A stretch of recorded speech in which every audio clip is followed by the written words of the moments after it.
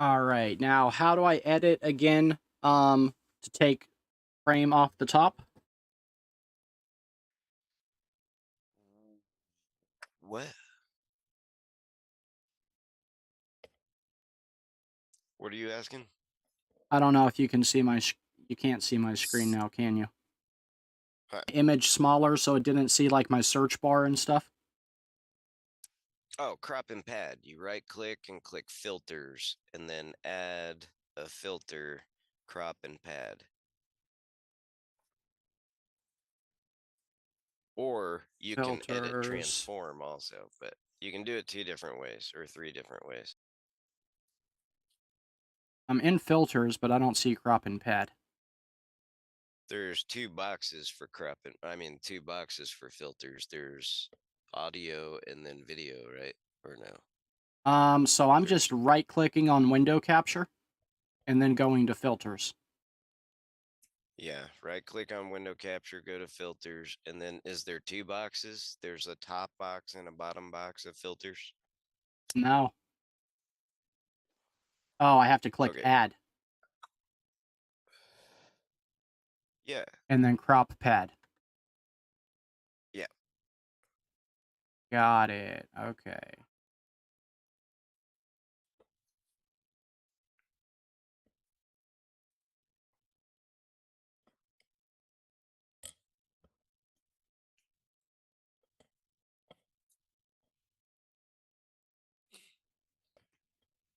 Uh, Yeah, that live show was so funny and crazy. With uh, Wesley went on there. I don't think you're around when he said this. He said to that guy Pat, the guy Stump guy. He said, "What would he do if someone came in his house and hurt his kids like that? Right?" Yeah. He said the devil did that mentally, something to do with the vision. What was messed up? What do When you was think of this, that? Logan? Uh, Uh, it was on that 24-hour thing. Oh, that You know, 24-hour 21 hour. stream. That 24-hour stream was insane. Yeah. It was crazy. That one guy, Sterling, yeah, he really got mad on there. Oh, He I tried bringing remember up who you're talking slavery. about. Yeah. Yeah, he wasn't very He's, happy, was he? yeah, he would keep on bringing up slavery. Did he? Yeah, he said that God said it was okay to have slaves.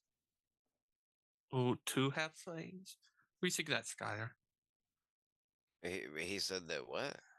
That guy Sterling, he was saying that God said that it was okay to have slaves. Oh, well, he didn't say it was morally correct. He said God told them how to treat them when they had slaves. Yeah, what do you think of that? You use that to attack the Bible. What do you think of that? That is what I think of that. That's Yeah, it. Everything he just said is exactly how he feels. yeah. But Skyler, would you ever like to be a rabbi? No. Oh, I can imagine Stephen being a rabbi. I don't want to be a Oh, rabbi. oh, I'm too Torah observant to be a regular Protestant pastor, and I'm not Torah observant enough to be a rabbi. So, like, I just huh? don't fit in. Oh, All right. Let's see. I'm looking at your stream, anyways, your YouTube stream, and what you want to do first thing that you want to do is you want to change top chat. You want to open up your pop out chat and you want to change top chat to live chat. Wait, hold on. So I opened up, okay, top chat to live chat. Boom. Top chat to live chat.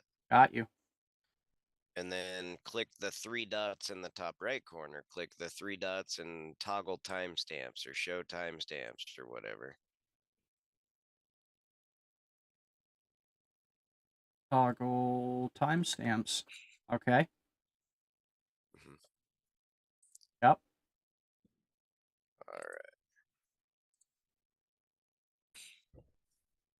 And you've got it cropped and padded, or Yeah. it looks cropped. Yeah, Anyways, I okay. did. I figured it out. All right. Thankfully, I was able.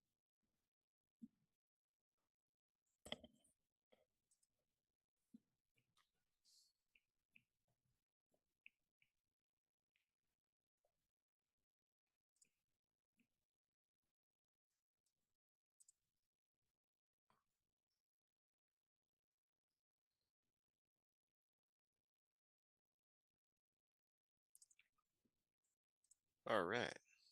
So I think, anyways, you're live. It's live on YouTube. Oh, yeah. We're up and running. We're on YouTube and we're on Twitch, but I don't have a single Twitch follow. Well, actually, I think I do. I think I have you, Skylar. So we might have one Twitch viewer today, but that's okay. Let's see. All right, fellas. I'm going to ask you a fun question. All What right, do what's you that? find is the most controversial topic in all of the Bible? The one that you hate having to answer the most when atheists are challenging you? Oh, wait, say that again? So, the most controversial thing in the scripture that you find yourself having to defend. Mm-hmm.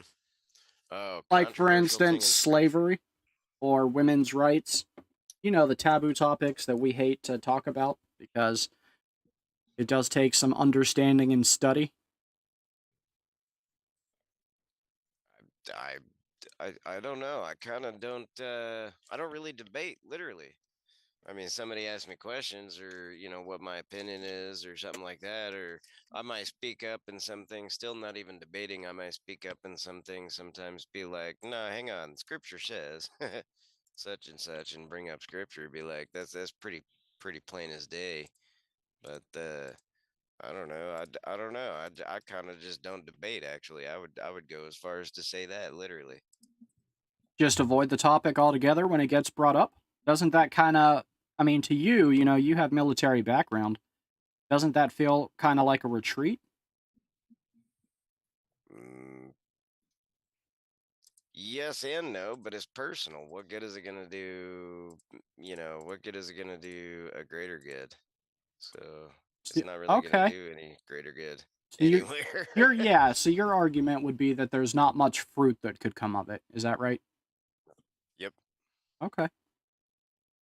Logan, what about you, man? What's that one topic that you absolutely hate to talk about that's Bible related? I'm not sure. Uh, Fair enough. I don't know. I'm not sure. What do you think? Ooh, can I ask some? I talked to Rosie. She showed me proof for the pre-trip. What do you think of that? I don't believe in pre-trib. Huh. I think that the pre-tribulation rapture doctrine is possibly the most dangerous doctrine in the Protestant church. Like on my list of dangerous doctrines, I put that one if it's not at the top, it's right near the top of dangerous, Y- deceptive What beliefs. is that? Because you think it'll cause a falling out? I think it's going to cause the great falling away. Yeah, Okay. because you have all these Christians, it's mainly Christians. I guess I don't know if Jews believe in it or not, Skylar. But you have all these believers who think God's going to come rescue them before all the really bad stuff starts to happen. And then when all the really bad stuff starts to happen and God hasn't taken them out of the situation, they're going to doubt that God ever existed. And they're going to start falling away by the multitudes because they've been waiting on this rapture that isn't coming instead of being prepared to go through tribulation.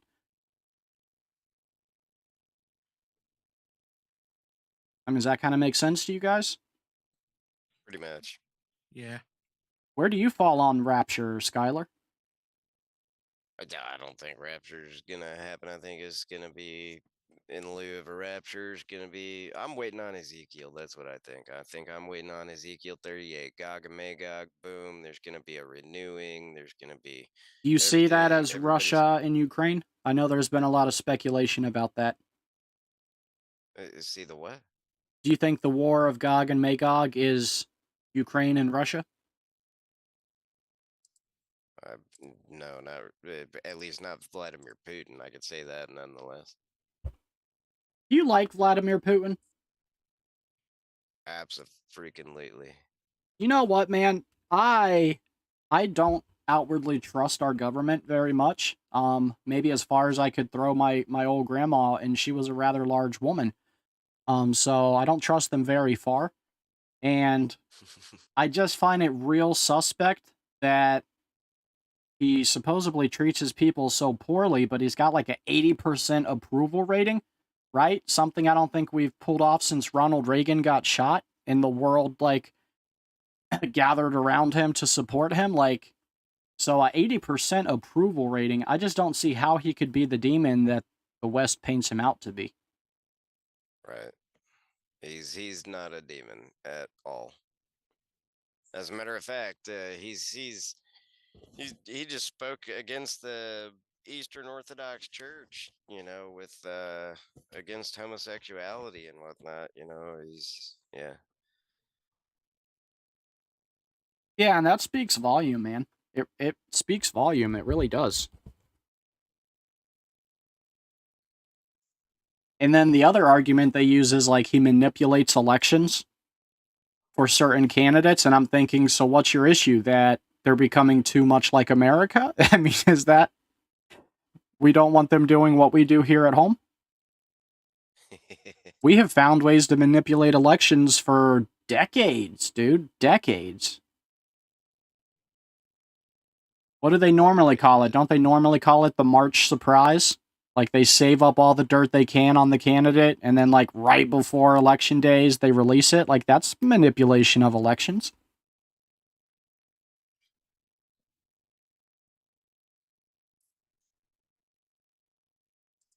I don't know, man. They go back and forth. It's all just a political ploy. It really is for stuff like the whole entire planet. Vladimir Putin. It's the whole entire planet is fighting in Ukraine with Ukrainians' bodies against Vladimir Putin right now. It's not cool. Yeah, what do you think the results of this whole war is going to be? Do you think it's going to eventually end? Wow, yeah, it's gonna end, but I don't know what the results are gonna be at all. Steven. Logan. Oh, I mean, Proverb guy. Thank you, Logan. Thank you for remembering that. Sorry about that. No, I mean it. Thank you. You're welcome. And she also talked about that like Jesus didn't come back yet because something to do with the legs, not the feet. The statue. I don't know. That's what she said. I forgot what else she said. What do you think? Beats me, brother. It beats me. It have to do with the statue. I don't know, man. I really don't. Chatty screams, join us. It's me video. Oh. You serious? Mm-hmm. Okay. Oh, yeah. What do you think of that?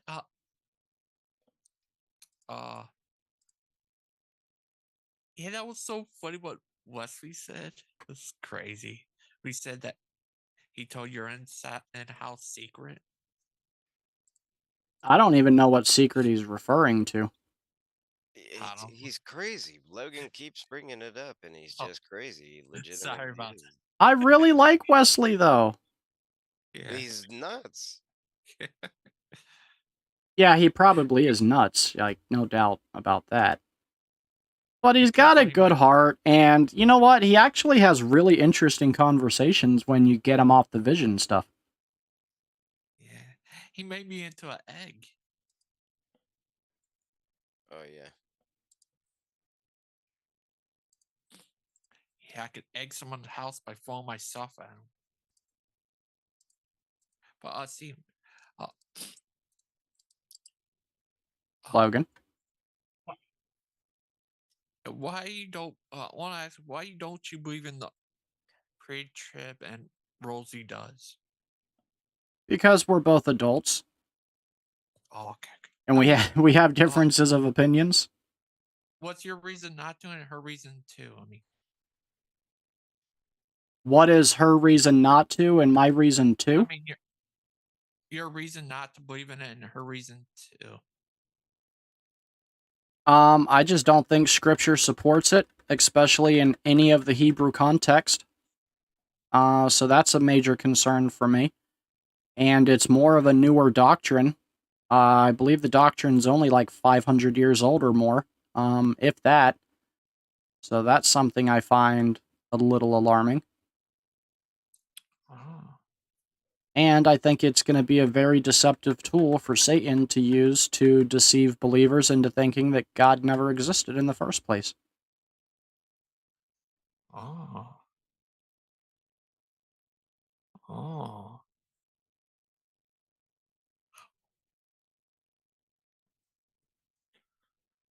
Yeah. What about you, Logan? Do you believe in the rapture? I don't know.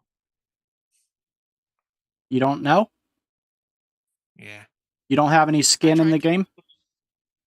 I try to keep open mind to everything. Ask, well, try to get both sides of the argument. But I don't know. What do you think? Right, to keep an open mind.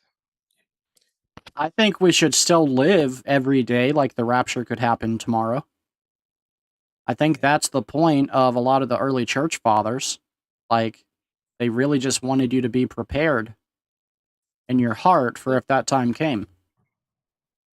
What do you think of Pastor Chuck being a saint? I put his face in that saint body. I call him patron saint of good ideas. The patron saint of good ideas. Has he seen that yet, Logan? I sent it to him. I wonder how he likes it. Yeah, and you're the patron saint of bowling. I'm the patron saint of bowling? Yeah. Well, then I'm a terrible saint because I am not good at bowling. And Mark is patron saint of soldiers. He's the patron saint of soldiers? Yeah. Is there any lady saints? Yeah, there's a whole plethora of lady saints.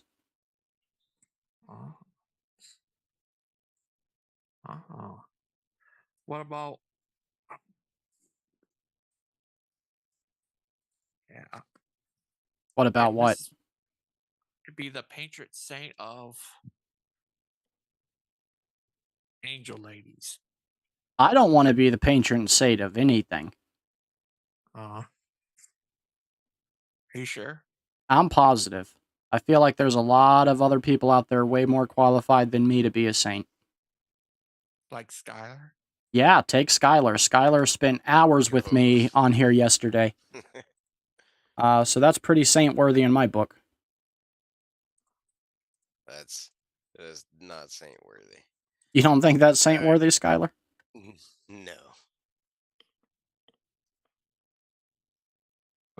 What did you do yesterday? Me or Skylar? Stuff. You. Oh, I just hung around the house, really. Huh? All right, Steven, check this out. Look at my video here. See, I can. Your video where? Oh, I see what you're talking about with chatty streams. Yeah. Mm-hmm. See, I can get rid of my camera, mute my camera or whatever, or I can get rid of the capture, just with hotkeys. I can get rid of the text or etc. I can everything with hotkeys is pretty cool. You know, I mean, everything just pretty smooth transition. That is pretty cool. I like how you have yours laid out. And I'm going to start tweaking on mine as soon as I, like, officially master this one. Or you can see, like, this is, or the same thing, you know, I can swap through, you know, I can go through the different views, like just the PC, or I can, you know, go back to this, or I can go a full webcam, just back and forth. That's the thing about setting up multiple scenes. If you just create a whole new scene, you know, find something you like, create a whole new scene, and then just use hotkeys to go back and forth through them. Is that how Mark does his layout too? No, Mark tries to go too complicated and he likes green screen and a whole lot of audio effects and stuff like that. And then Mark uses Touch Portal. Touch Portal is pretty cool. Touch Portal is like a Stream Deck. It really is, but it's a software Stream Deck through OBS in your phone. You can use Touch Portal on your iPhone or Android. That's pretty awesome. Mm-hmm. Is anybody keeping up with the chat? I actually am not. Oh, man. I just promoted you, Skylar, and you're already slipping up, man. I am. You're watching the chat, Logan? Yeah, I said hi to Big Bad Mama. Oh, is Big Bad Mama out there? Would you like him to come on? I don't care if Big Bad Mama comes on.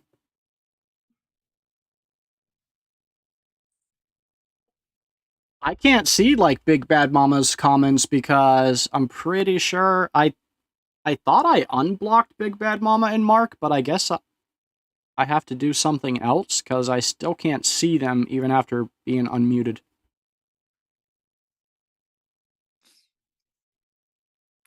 The wolf guy's there.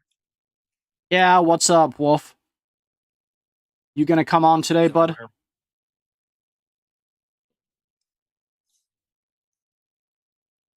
So, Logan, what's your favorite doctrine? What's your favorite part of Christianity?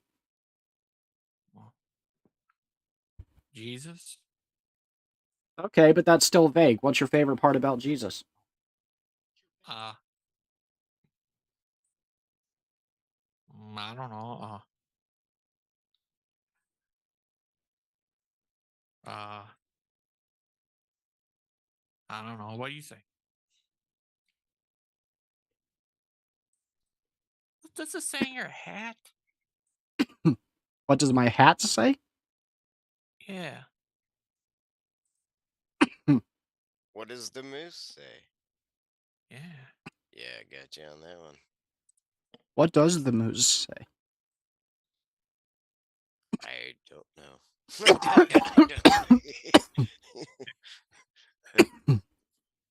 I, for one, would like to hear more about this moose. What does the fox say?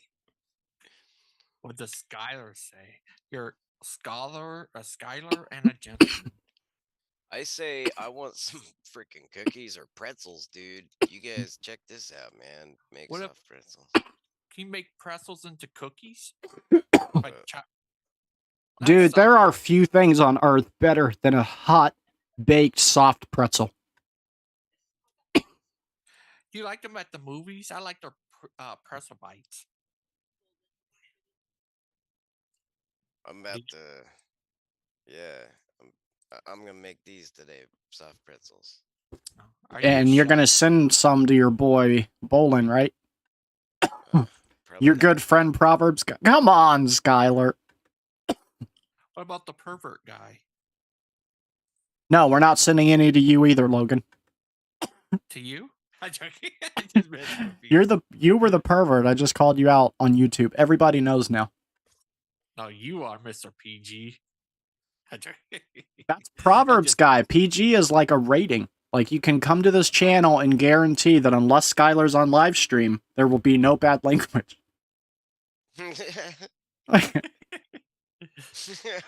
Way to single me out. Wait. You know what? You're not the biggest offender. I think, honest to God, the biggest offender is Aiden. And sometimes I think Aiden pushes the limit on purpose. Yeah, Aiden is a instigator for real. Nothing but.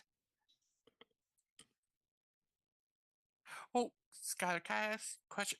Here's this thing Adam asked on the stream the other day. He said the problem we had with the Bible is that in the first part, Bible says God said take to Noah every kind, and then he said 7 each kind. Another part. It's 7 of every clean animal and 1 pair of every unclean animal. Yeah, but he said he didn't understand that. That was his problem with it. Why doesn't he understand it? Like, it's very simple to understand. He thinks it's a contradiction, he said. It's not a contradiction. The reason God had him bring 7 pair of every clean animal is because it was still going to be a while and a couple growing seasons, most likely at least, before you could start planting and having like bountiful harvest. So we transition at the flood from eating just fruit and vegetables and whatnot to transitioning into also eating animals for a period. And we needed more of the clean animals than the unclean because we were going to be eating some of them, right? So, like, if you only have 1 male goat and 1 female goat, and you eat the female goat, the whole goat race is going to go bye-bye, Logan. Yeah. Does that make sense? Oh. Yeah. Here's another one I heard. I see a lot of YouTube channels. Here's one guy try to say, but that thing about unclean animals stuff, was it around when Noah was around, I guess? He said that was given later on.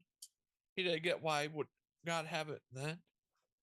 Well, we can prove that that's incorrect because otherwise it wouldn't have made any difference to Noah if there were 7 pair of clean animals or unclean, right? Yeah.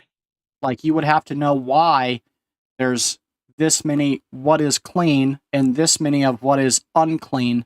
And obviously that doesn't mean the animals were like rolling around in mud. That means that they were unclean to eat. Yeah. Did he bring any pigs on there? He would have had to bring pigs or we wouldn't have pigs today. Some sort of pig kind. Yeah, and was it for? But if Skyler were there, he'd probably eat the pigs. Yep. Yeah, Skylar would have made a really bad Noah because he would have ate all the pigs and made them into bacon. Oh, gosh, you ever seen that movie, Noah? Yeah, that was not a very accurate movie.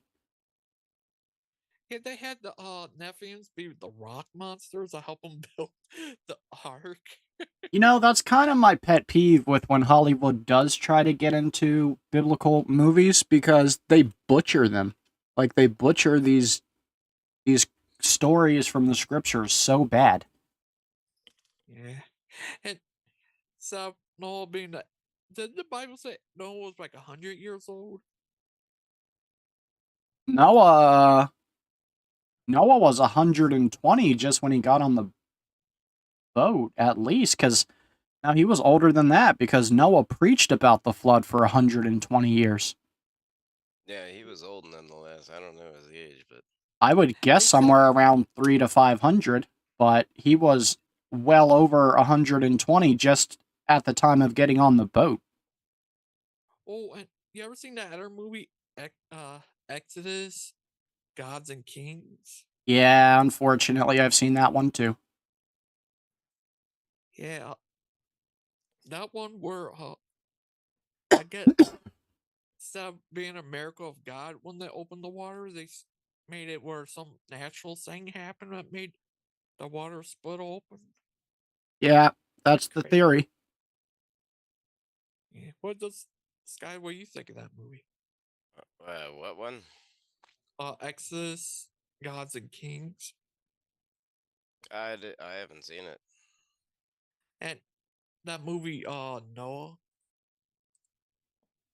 I haven't seen that one either. Yeah, Wolfton, you're right. I think Noah was a terrible movie. Hey, yeah, after you finish your lunch, you need to come on, Wolf, because we would like to get your opinion on stuff we're talking about. Like, what do you think the most dangerous doctrine taught in the church is? And other topics. Oh, and no, I think one made a good Noah movie. Ken Ham. Do you think Kent Ham would have made a good Noah movie? Yeah, he would make a better Noah movie. He would put dinosaurs in. I actually seen his inside his park. He had it where I don't think the Bible said anything like that, but have it where instead of following people to the lions, they follow them to the dinosaurs. That would have been a way better Noah movie. Do you think that What would do have you been a think? better Noah movie? Yeah, that would have been awesome. Had dinosaurs on there. That would awesome. Wouldn't have been any more accurate than the other Noah movie, but yeah, I think I think any movie with dinosaurs is a good movie. Yeah. Skyler, have you ever been to Noah's Ken Ham's Ark? Nope. Yeah, he has things where they fold people to the dinosaurs. That would have been a very better movie. What do you think, Skyler? I don't know. Hey, Dustin Buck, how's it going, brother? Everybody say hi to Dustin in the chat. Dustin, if you want to come on and talk, the link for this conversation is pinned in the chat. Well, have you heard of Cult of Dusty? The Call of Dusty? Cult of Dusty? The Cult of Dusty. I cannot say that I have. He's Dusty Smith guy. He's wow, he's one of those hardcore anti-theists. Mm-hmm. He's crazy. He's you know, like what Aiden said, he's a million times worse. Why is he a million times worse? Like I seen a part where uh it gets messed up where he's seen a statue of Jesus. He says oh it's nasty. He's really a messed up guy. Hmm. And he had a video where he went outside, he heard Christians preaching Jesus, go out there, mess with them and all kinds of stuff. He's very cruel guy. Who is this? Dusty Smith. You should start trolling him. He said he used to be a Christian. His church, he was a Baptist. His church taught him to support Israel and stuff. Mm-hmm. But now he's not a Christian anymore. Now he seems to hate Christianity. Then he turned on Israel and Jewish people. He even tried to deny the numbers of the Holocaust. He's a really messed up guy. So he sounds Islamic. Yeah. He Like, does sound pretty switch. twisted. I cannot tell a lie. Yeah. He said his church used to teach him to support Christian, not support Israel and Jews people. But now he hates Christianity. He tried to deny Holocaust, all kinds of stuff. It was big on the internet. A lot of people calling him out for that. You know Yeah, what? he's I have messed to up. say, I actually have never in my life been to a Protestant church where they condemned Jews. Like, they always love Jews and teach that you have to love Brother Judah and... Yeah. Yeah, his church taught him to support Jewish people and support Israel and stuff. That's what he said. But now he hates Christianity and he turned on them. Dustin, Big Bad Mama is not a bot. Big Bad Mama is more of an anti-Kent Hovind troll, but one of the friendlier ones. He's actually kind of likable. Yeah, it's sad because he hates Christianity now. He turn on Jewish people like that. It's sad. What do you think, Stephen? I don't think you can be a true Christian and hate Jews. Yeah, he's not a Christian. He says he's atheist or something, but I don't know. Well, if he's an atheist, then that would make sense. Like, he already has some kind of disposition towards the Creator God. Yeah. So it would also make sense that he would be hostile towards teachings of that God, right? Yeah.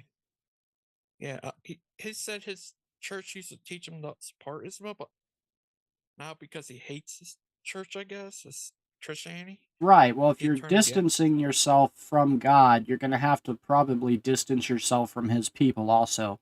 And I imagine that would start with the Jewish people and then eventually end up with the Christians. Or maybe in extreme Yeah, he does. cases, that could be backwards. It could start with Christians and then end with hating the Jews also. But, again, it's dangerous ground to hate God so much that you would misuse his people or mistreat them. Yeah, that's sad. He's crazy. Messed up guy. What do you think, Skyler?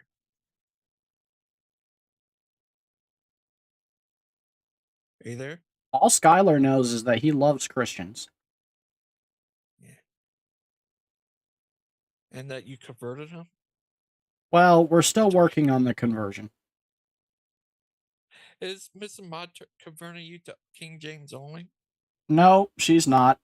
She likes to think that she is, but even though I have a lot of love for Missing Mod, she's not going to be converting me to the King James only group. Oh. I love the King about- James Bible, don't get me wrong. Like, it's one of my favorite cross references, but I'm very attached to my good old NASB. What is that? New. Is it the international one? Dustin, I don't recall our last interaction, but I like you too. What direct approach are you talking about? You're welcome to come on here. Because that was a little bit vague, so I'm a little bit lost. But I'm sure once you explain it, I'll be like, oh yeah, I'm an idiot. Go ahead, Logan. Skyler, are you? Oh, Skyler here? Skylar's loading Grand Theft Auto, it looks like. I'm not sure why he's not talking. We're just kind of waiting it out while everybody tries this. I can show you guys this, though. Check this out, right? I'm pretty proud of this. Oh, I don't want. Maybe I can do it. I'll lock that. Let's see. I'll do it again if I have to. All right, you guys let me know if you can see this. I have my new intro video I want to show you guys. So goodbye for us. You have to say it, baby. I'll say it's And just you. us and testicles. You want.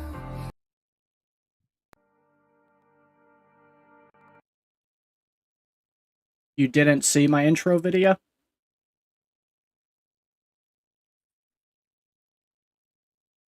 Logan? Just on when I go to the YouTube channel, I do. Oh, okay, so you did see it. On the channel, yeah. Like on my live show, did you see it? No. Oh, That was weird. It showed only the bottom half of it. Only that's on the weird. YouTube channel. Alright, so let me see. I can do away with that. I'll remove this one. Boom. Now what do you see, Logan? Just you. I can see your picture. There we go. You should be seeing my video. Not on the live stream.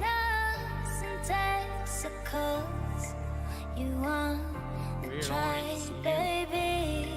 I know you can, I know your heart, and you will figure out you love me now, now, now, now, now, now, you know I gotta leave. You love me now, now, now, now, now, you know I gotta leave.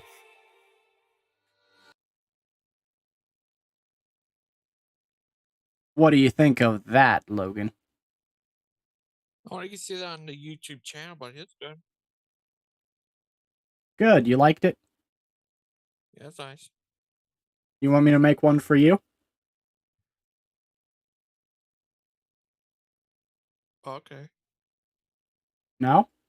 What about Skyler? What about Skylar?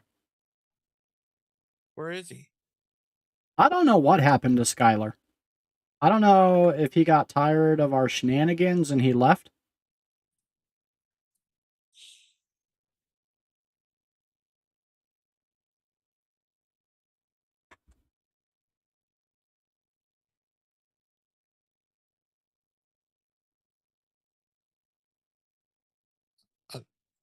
I don't know.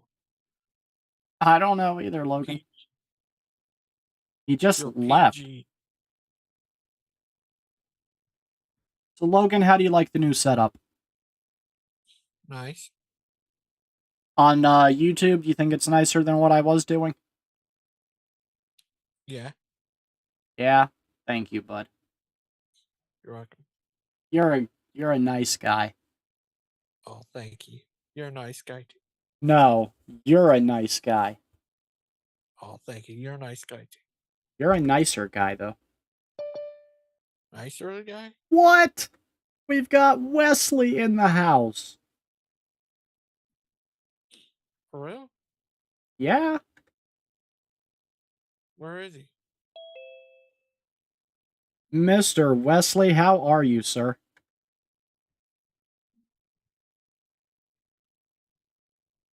We're just waiting on Wesley's audio. Hi. Hey, how you doing, bud? Hi, Wesley. Hi. Are you all meeting in the name of Jesus? This is more of a casual hangout. But we're always open to Bible topics. What do you got in mind?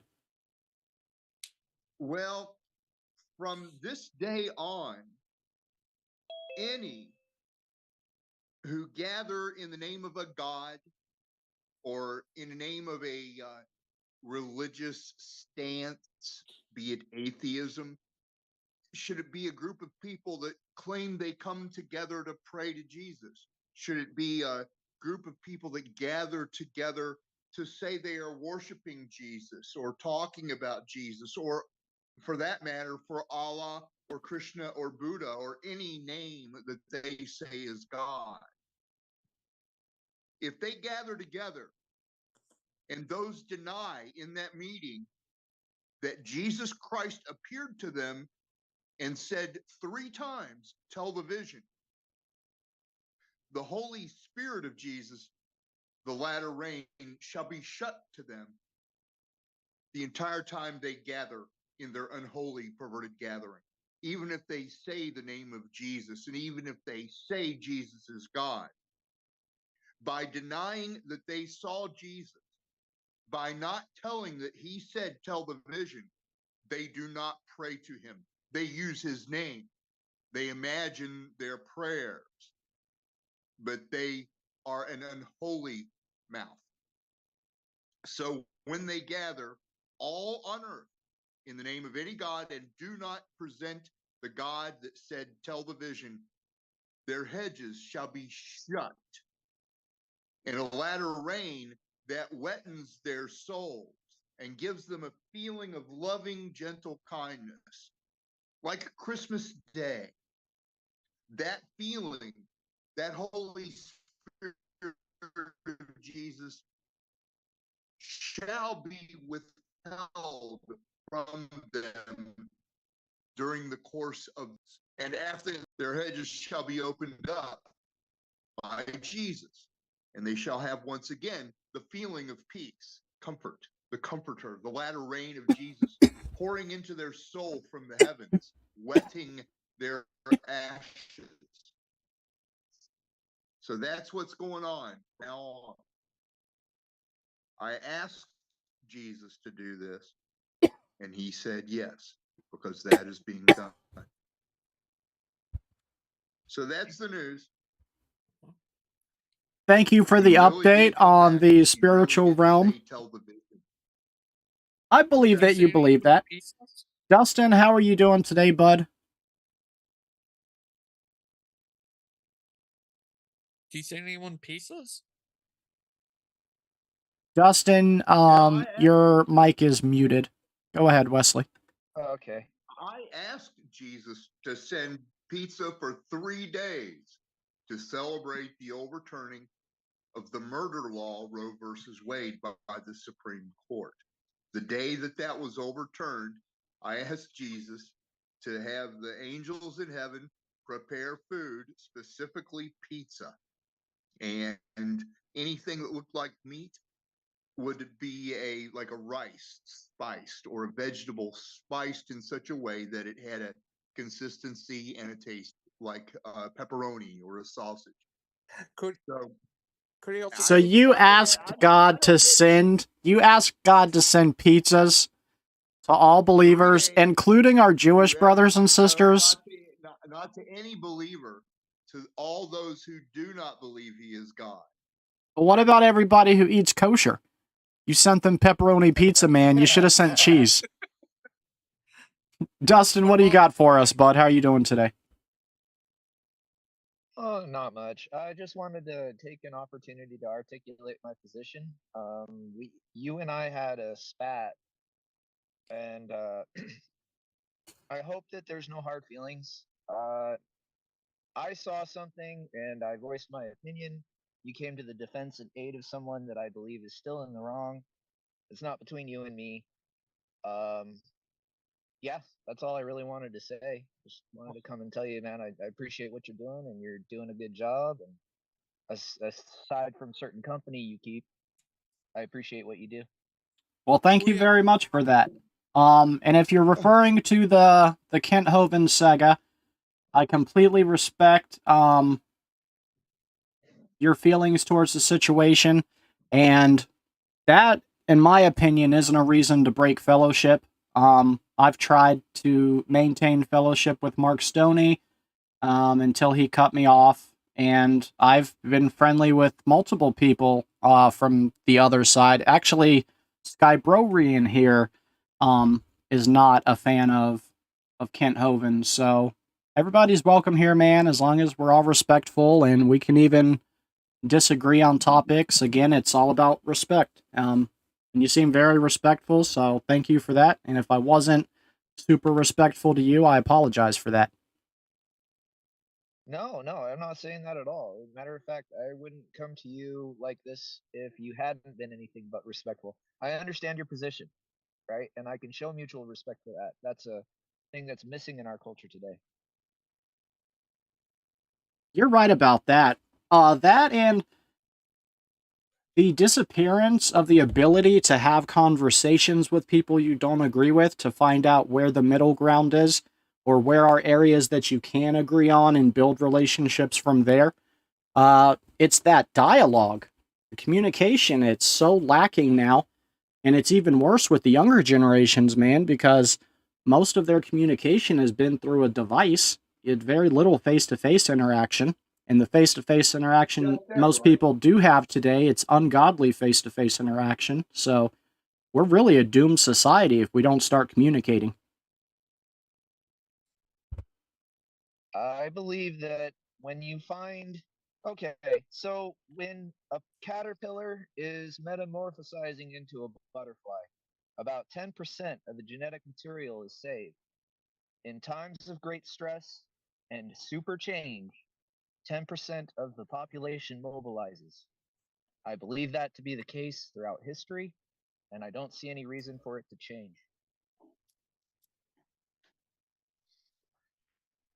Okay, that's a really interesting point. I guess my question would be, where do you see the 10% leading us? In the places you least expect it.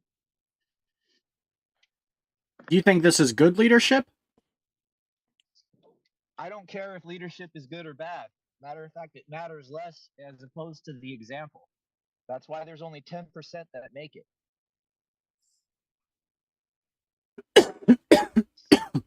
What are you talking about? Yeah, could you give us some examples? So the planet, you have a whole planet. About 2% of the surface is where all of life exists. So you got 2% of an organism in a giant picture, evolved or involved, I should say, with each other. creating communications, and that system, as it's breaking down like a butterfly, as the parts that are no longer good are being ejected, the parts that are good are taking what's left and reconstructing. It's a metamorphosis.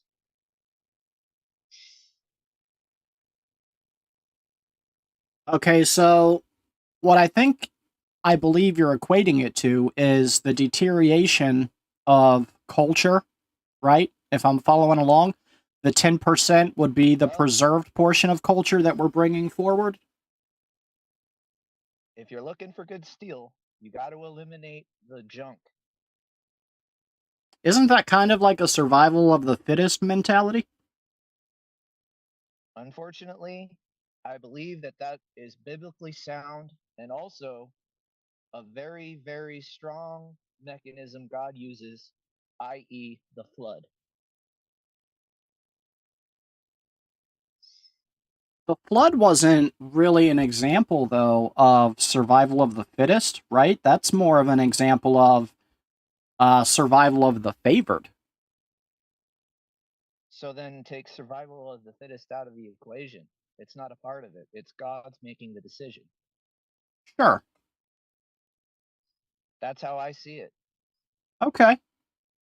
I mean, I'm a big fan of, alternate beliefs like this, and I love when people can walk through scripture and kind of show how they build this theology. So, if you have some time, I'm more than willing to hear you out. You said you believe that scripture somewhat supports survival of the fittest. Could you provide some more examples? How many times has. I don't want to phrase it that way.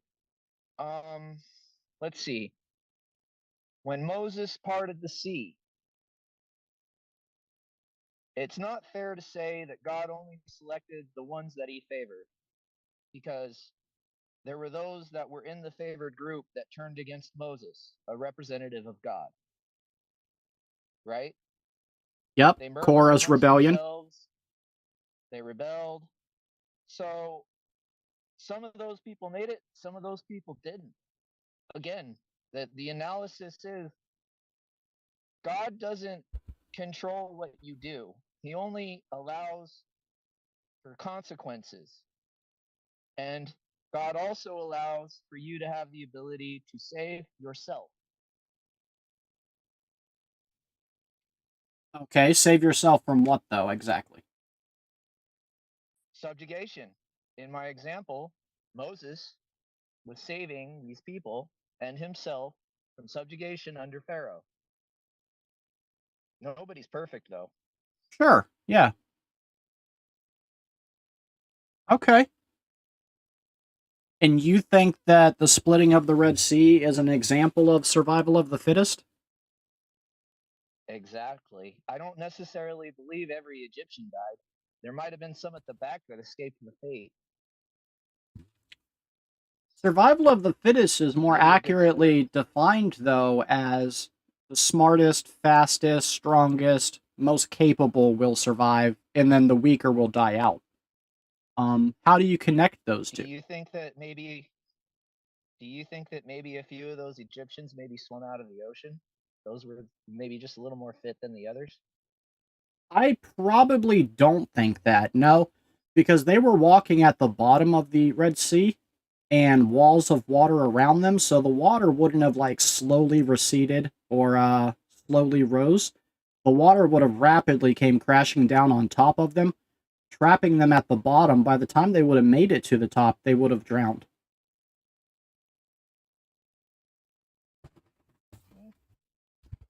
Maybe. You've heard stories of people surviving at oceans today. You know, if even one person was to survive, I think that would support my argument. He found the part of the ark and stuff, and the part of the Egyptian wheels in the water. At the bottom of the ocean, yep, they found actual evidence that the Red Sea flood actually happened. Yep.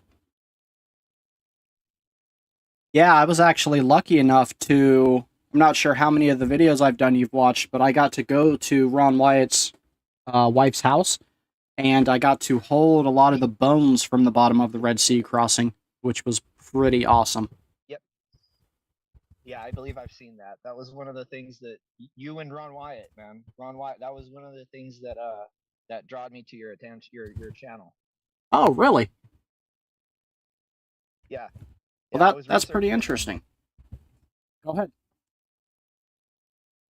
I was researching and I saw a video on Google. It was one of yours. That's how I heard about you, and then it got broiled in the Kent Hovind. And like, I really even don't. I'm like, I don't really support Kent Hovind. I just don't see why everybody's picking on the guy. That, you know, I come to the defense of somebody I see getting picked on. But that's how you and I ended up in this conversation.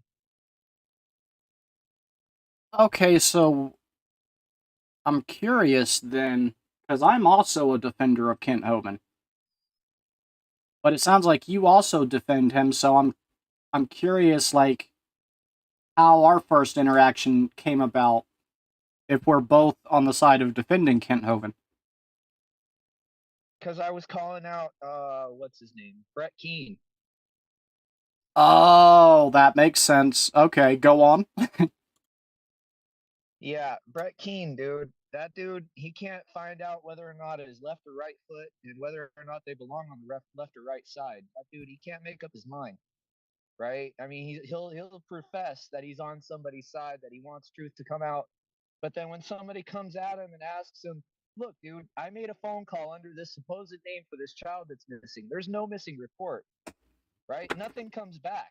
He called me a liar, and then he started pretending as though I have mental deficiencies. I am not mentally deficient.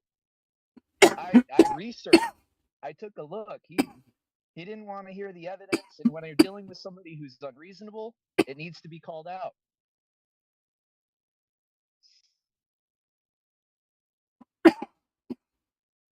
Yeah, I could definitely agree with that.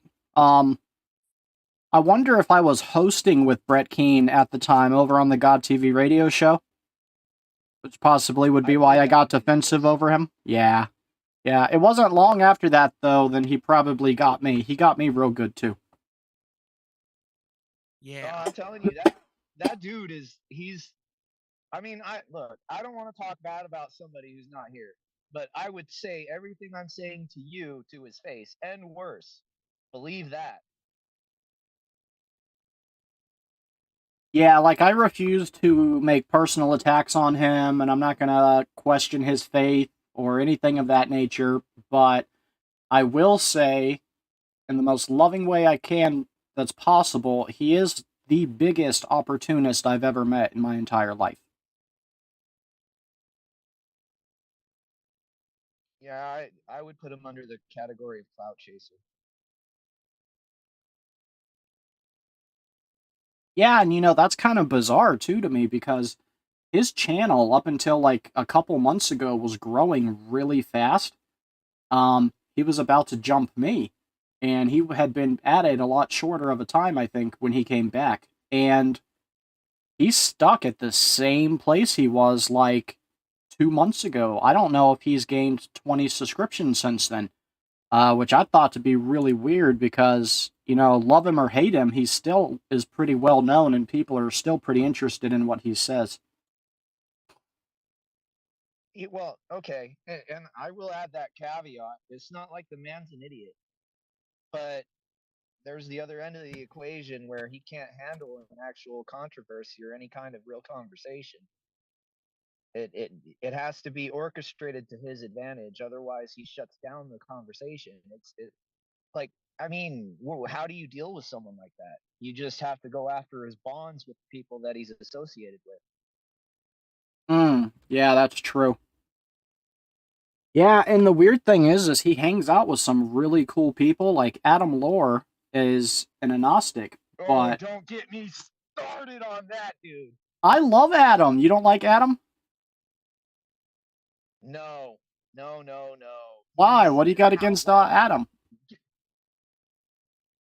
I don't have anything against Adam. are at severe odds. I look, not Adam specifically. I think it was the other douchebag, but I called him out for being a soy boy because I was asking specifically that lady that was married to Kent Hovind, who was slanderizing it, stating this was happening and that. I asked her a simple question. At what point do you take responsibility because you knew these things were happening and you did nothing to stop it? It's a I simple remember. question. And then, huh?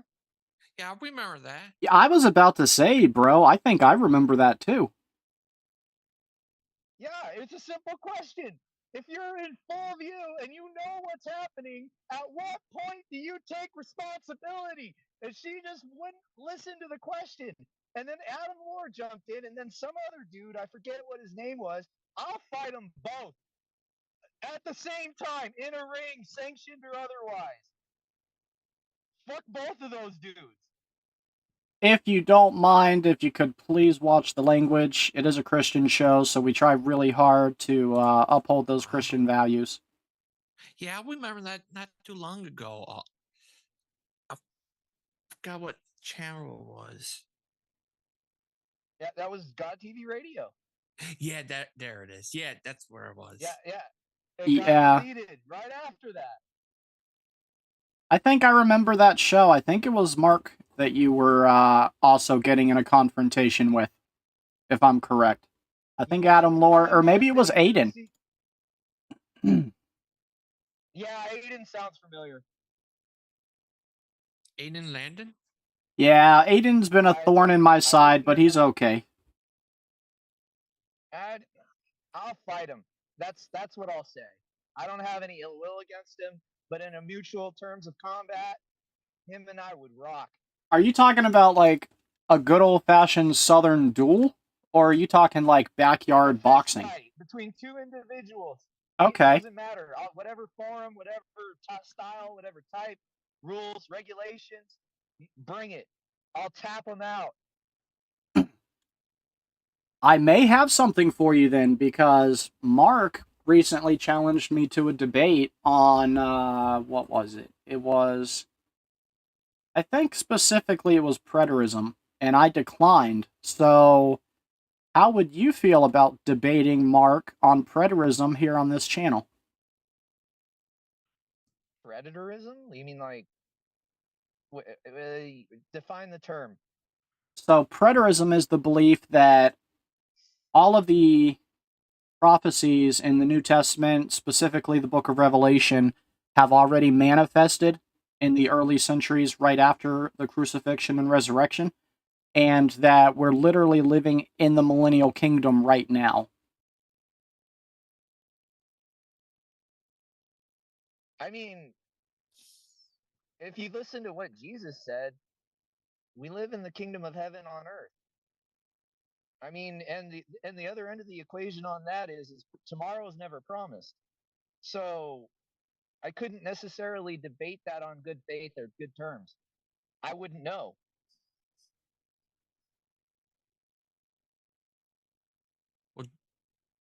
Fair enough. Debate. Okay. Yeah, that wouldn't be a fair debate. I wouldn't have any grounds to challenge him.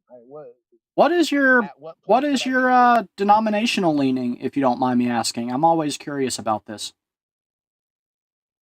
If I'm in a debate, okay, and I know this sounds bad because Jesus says that one that stands as a snake is not pure and will be spit from my mouth. I'm paraphrasing. If I'm in a debate, I take the agnostic position. But in my everyday life, as I am in my person, I am a Christian through and through. All right, well, that poses a very interesting question, if you don't mind it being asked. Why do you take the defense of an agnostic? Because, in all honesty, if we're being honest with ourselves, we don't know. Bottom line, no matter you zoom into a microbe, we don't understand what that thing's understanding is, but it is a central point of understanding in the universe. It has a goal. It has point A and point B that it needs to be before it dies, right? If we were to extrapolate our position in understanding and knowledge, if knowledge is power, then to this small water bear, we could be considered a god. Therefore, life could be on a whole other scale that we do not understand. Taking a position that we do understand is detrimental to your own position. So I do not state that I know anything, but I take it on faith.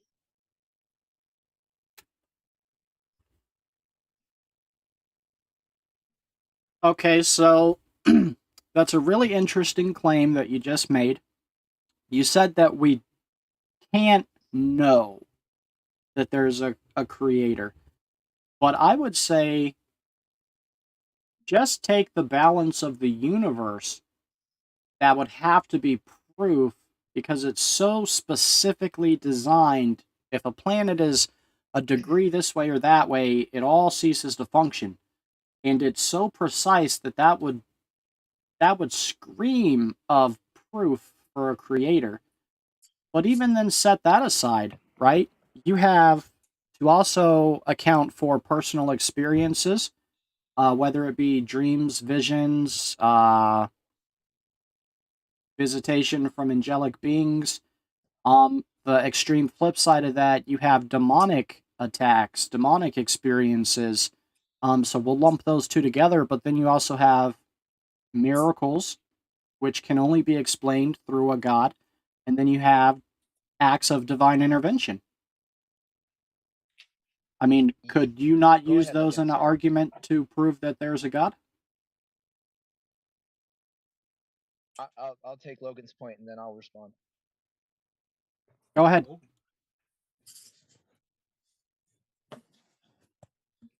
Logan? Never mind. Okay. sorry. Yeah, I was waiting for you to say something. I thought you had something to say. Sorry, what did you want? I thought you had something to say. I was waiting for you to no. speak. Oh, no, I don't. Okay. First, yeah, I need to. Yeah, I remember you being on that show. I forgot where it was, but I remember that part when he's asked her, when does she take her credit, responsibility. Yeah, I remember that, but it's been a long time. So, Proverbs guy, Go to ahead. your point, personal experience. A person of reasonable position can be convinced by evidence. You're not dealing with people in a reasonable position, so you have to provide extraordinary evidence.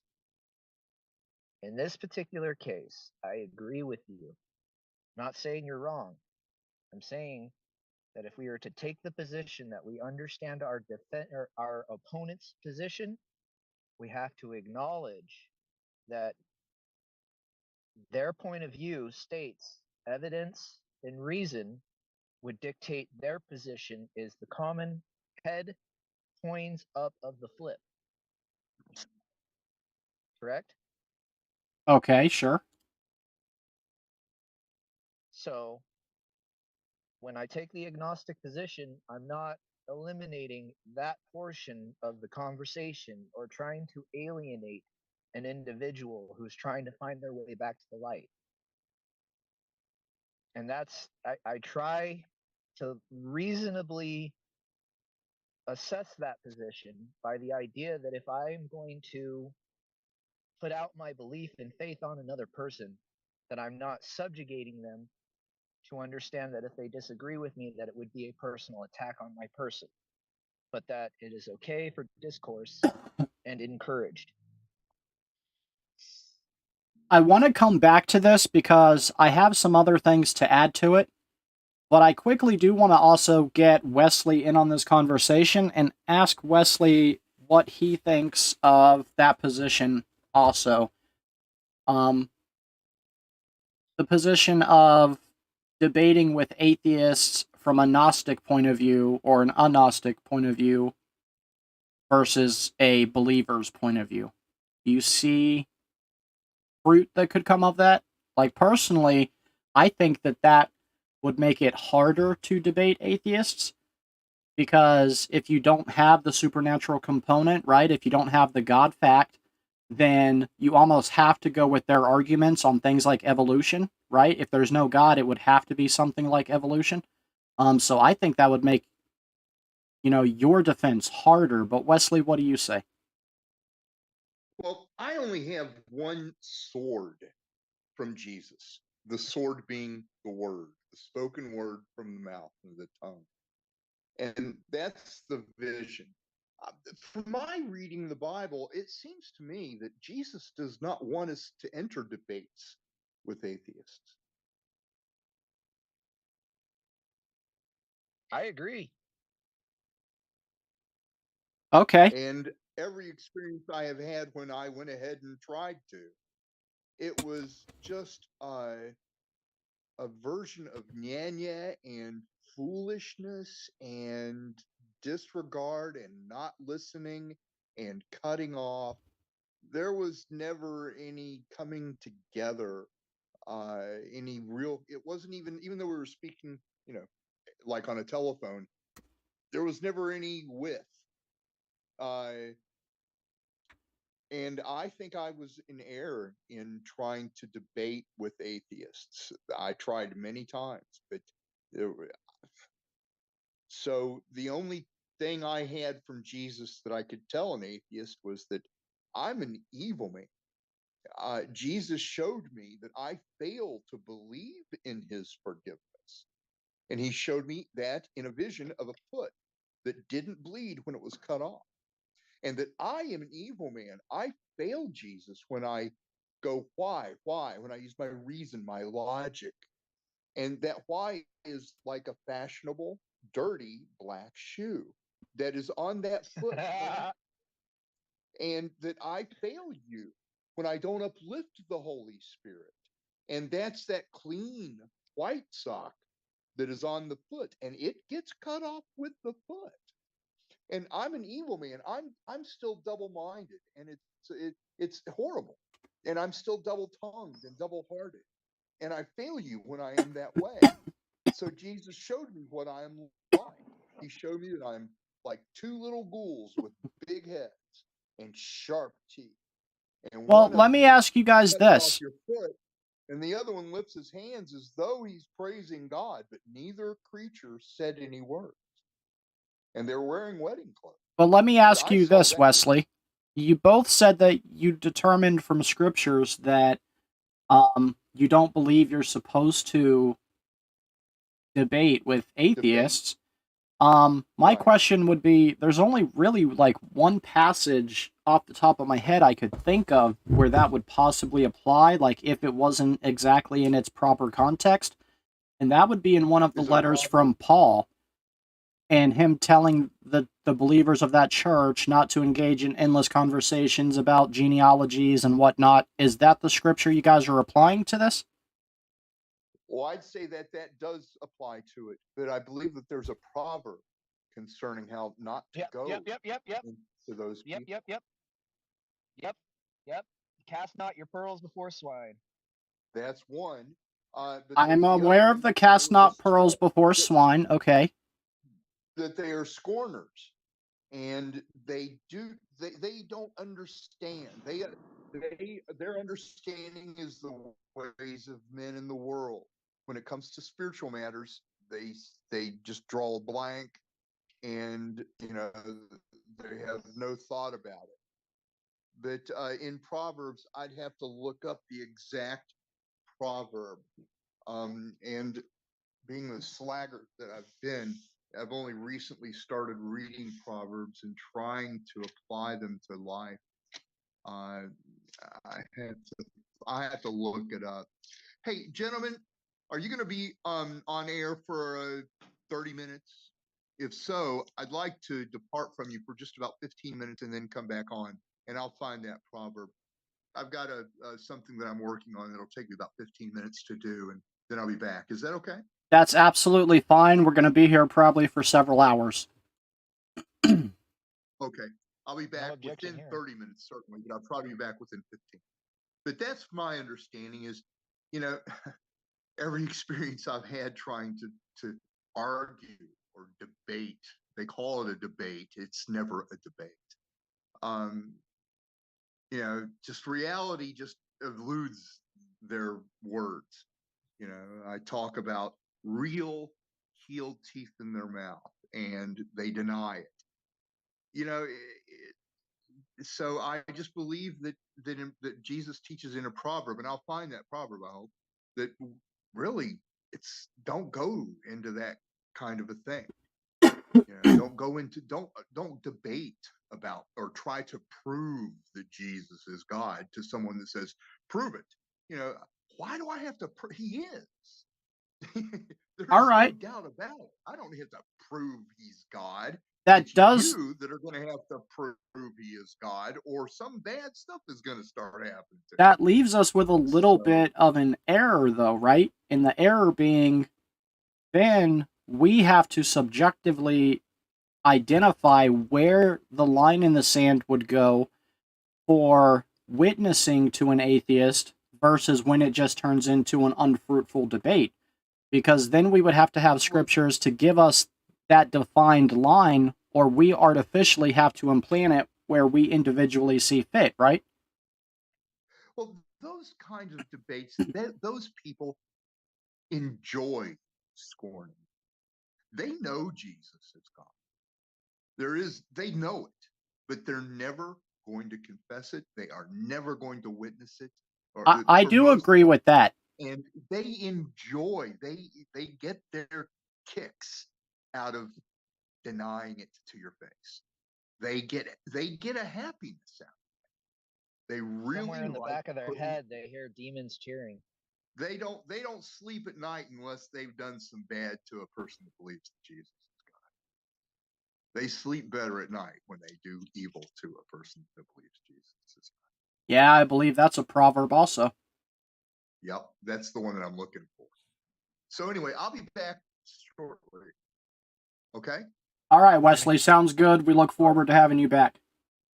Yeah, I might have a little surprise for you when I get back. Okay. I really hope it's the piano. Ah, it's the piano. He wouldn't confirm nor deny. All right, so Dustin, we'll tackle this on. So far, you guys are doing a really good job of holding the position that you hold. So my question would be the same to you that I just asked Wesley.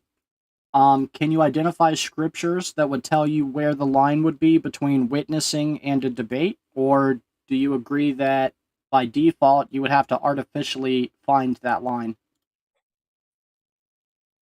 No artificial finding of any lines. Jesus, when he was, I forget the lady, the whore, the lady that came to confess to Jesus of, Are you talking about the lady at the well? I forget. Yeah, I'm trying. Either I'm the lost lady with at the words. well or the adulterous woman who they brought before Jesus to stone her. The adulterous woman, that was the one. So, okay, what good would it have done Jesus to debate any of those men?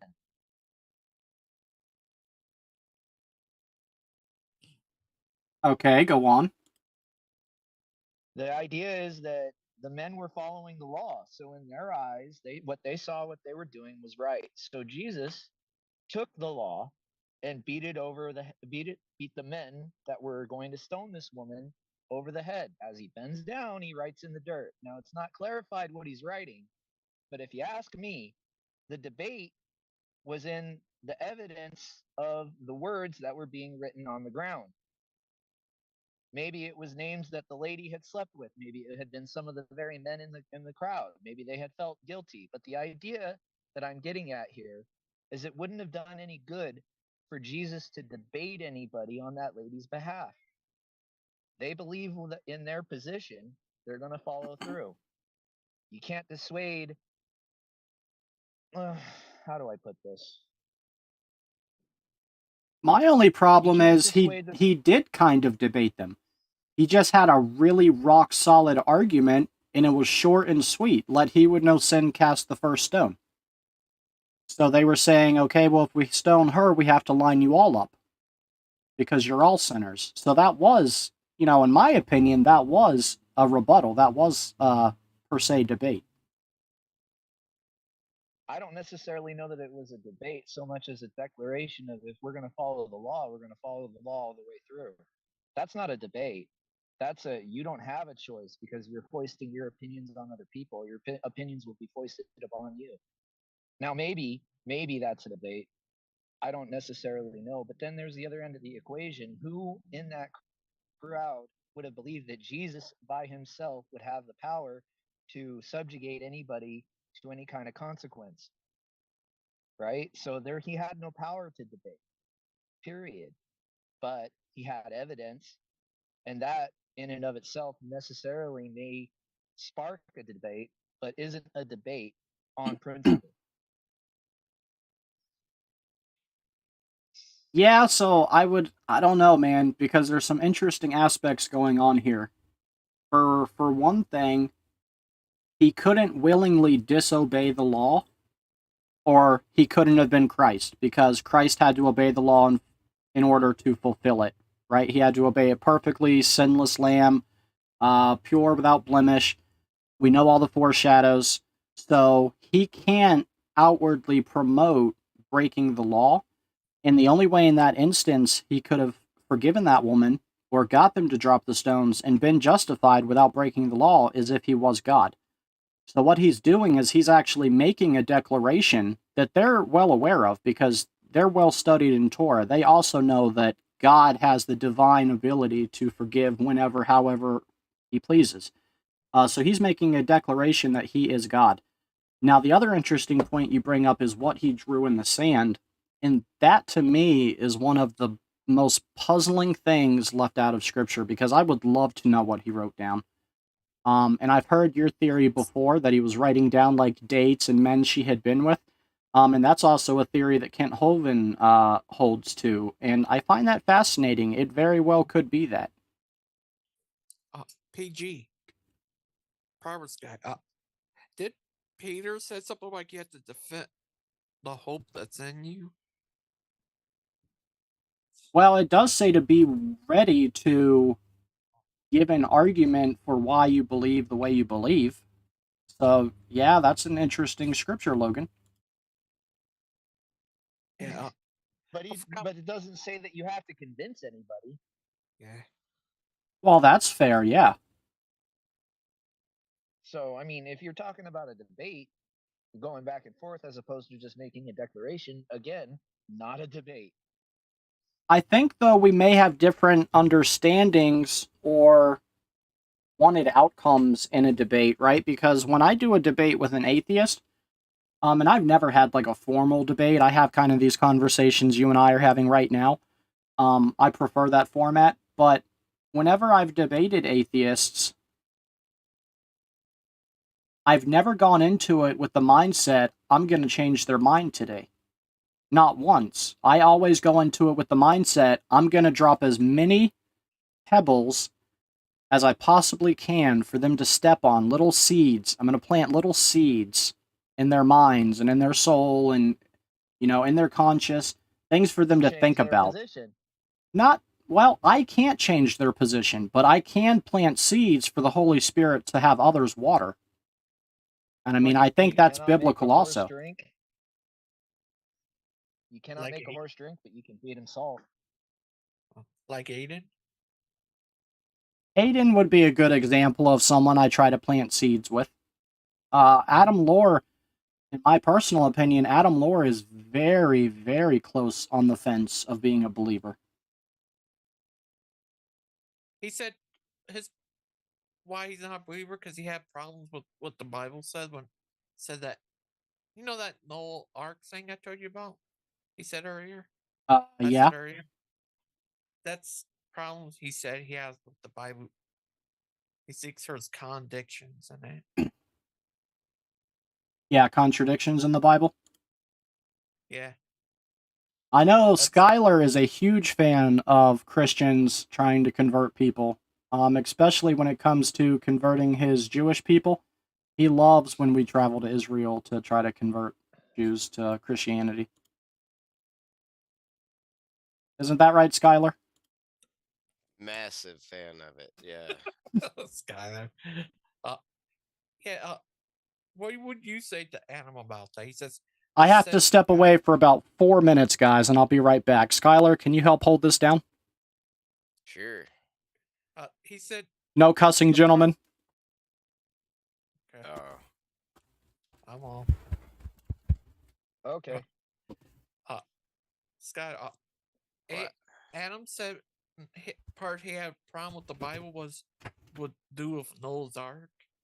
Said God first told him to take one each kind, I guess, two each kind. Then later on 7 each kind. What? But of clean animals, not unclean animals. Been a while since heard that. What would you say to him? I don't know. He says there's contradictions. What would you say? There are contradictions, sort of, but they can all be explained away by people, debaters. Yeah, Ken Hobo does that a lot, like with the well, when they talk about like this one guy was king and all kinds of stuff. People sitting around in groups like this come up with funny ideas. The funny ideas sounds good to somebody else. They Yeah. get sanctioned, they get standardized, they get adopted, and then all of a sudden it becomes policy. You It's serious? huh? Oh, yeah. Everything wrong with 'em. Oh, but You see the Skylar, relation?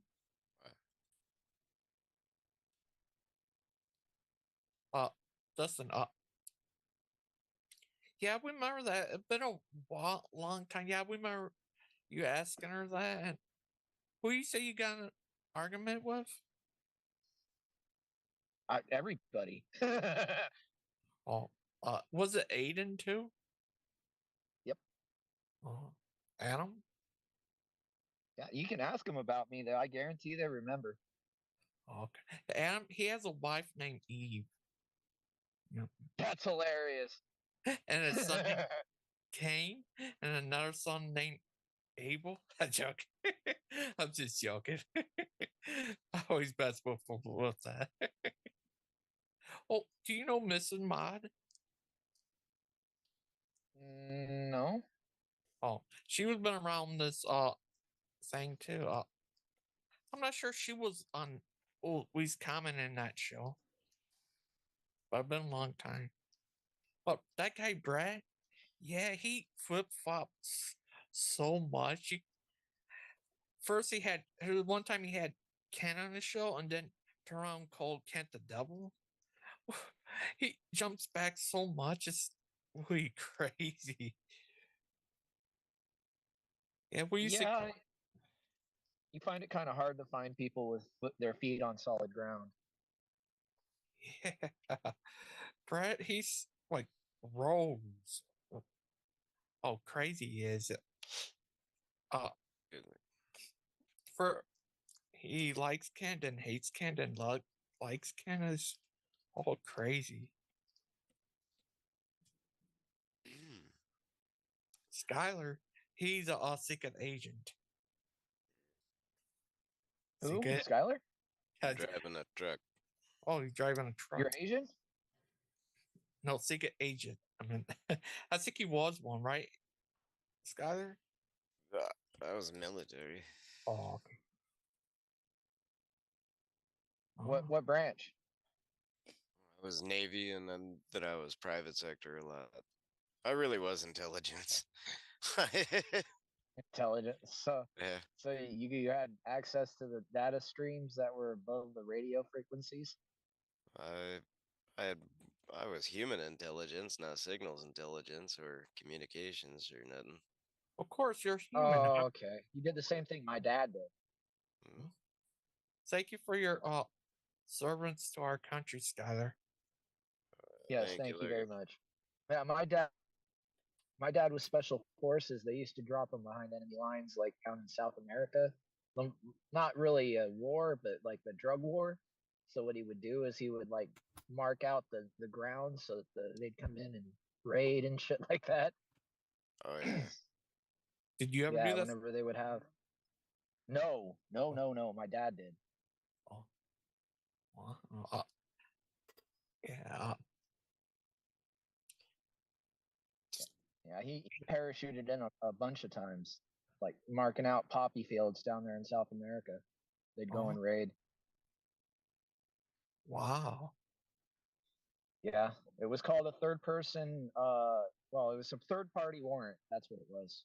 They would contract with the U.S. military. They'd go and drop people in, mark out the fields, provide evidence, and then the locals would get a warrant, come in and raid. Wow. Well, Skylar. What? Yeah, what do you think of that crazy guy, Dustin Smith? A different guy. That Smith guy I told you about? I don't know. Yeah, his church teach him to support Israel, but now I guess he hates Christianity, so he turns on him. It's sad.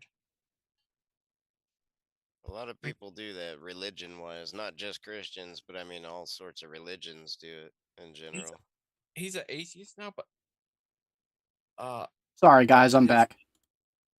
church teach him to love Israel and stuff, but he turned on Israel because he, I guess, stopped being a Christian. He's very anti-theist, I think. What do you think, Steve? PG. You asked me about him before. I don't know who he is. I think it's sad that he hates the Jewish people. Yeah, it's because he hates Christianity, I guess. Christianity told him to support Israel, and I guess now he seems to hate Christianity, and then he turned on Israel. It's sad. Did he say why? He didn't. I don't know, but I see videos of him come outside getting an argument with Christians who preach the Bible, straight preachers. So, Dustin, do you, I know you say you identify as a Christian. Do you have a particular leaning, denomination-wise?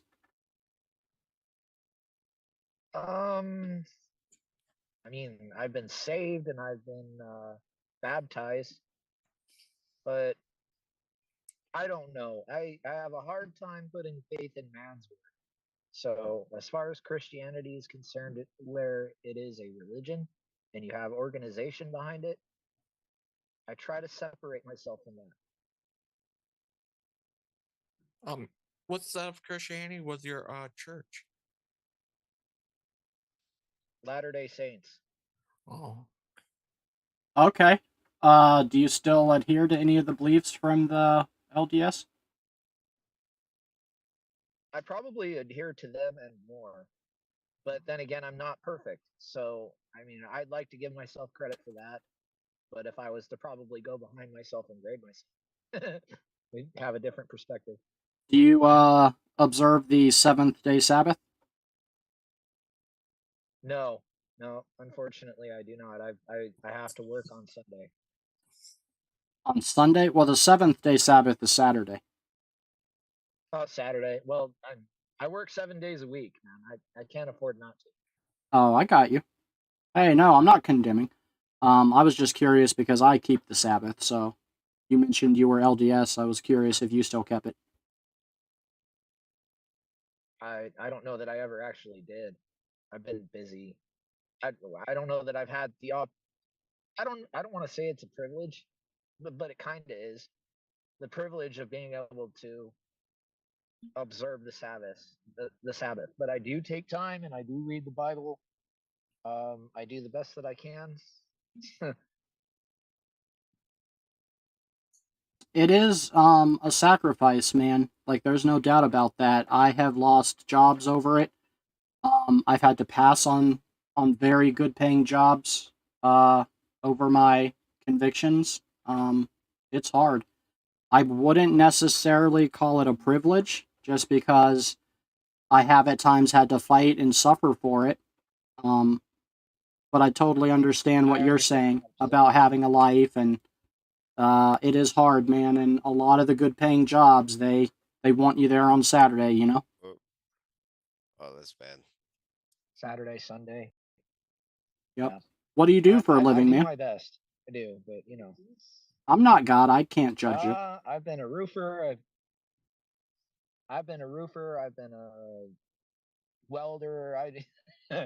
What haven't I done for a living? I provide Okay. service. Okay. Cool. Like, in all honesty, you couldn't put me in a category because I have a journeyman card in roofing, but they haven't given it to me officially. So I'm kind of in no man's land as far as a profession. Dude, roofing? Please tell me you don't live in the South. I used to live in Arizona, Ooh. where a lot of my roofing is done. Oh, man. Tar, baby. Dude, I would say, and I'm a Floridian, and I've done a little bit of roofing, not career-wise, but just personal projects, like with my dad. And I have to say that is the absolute, probably the three hardest jobs I think I can think of would be roofing, air conditioning, and throwing sod, like the fake grass. Three worst jobs ever. Yeah. Yeah, I know all about that fake sod. Let me tell you, dude. My version of hell is everybody just having to throw salt all day. No water break. I've been there. Yep.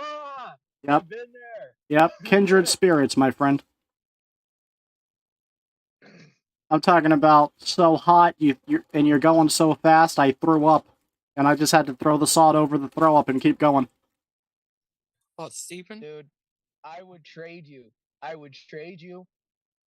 Any one of those days for any one of the days that I was looking out at a sea of 500-degree tar stretched across a roof space between you and your only exit. Oh, That Stephen? does sound significantly worse. Yeah, I don't really want to trade if it's still the same to you. What's up, Logan?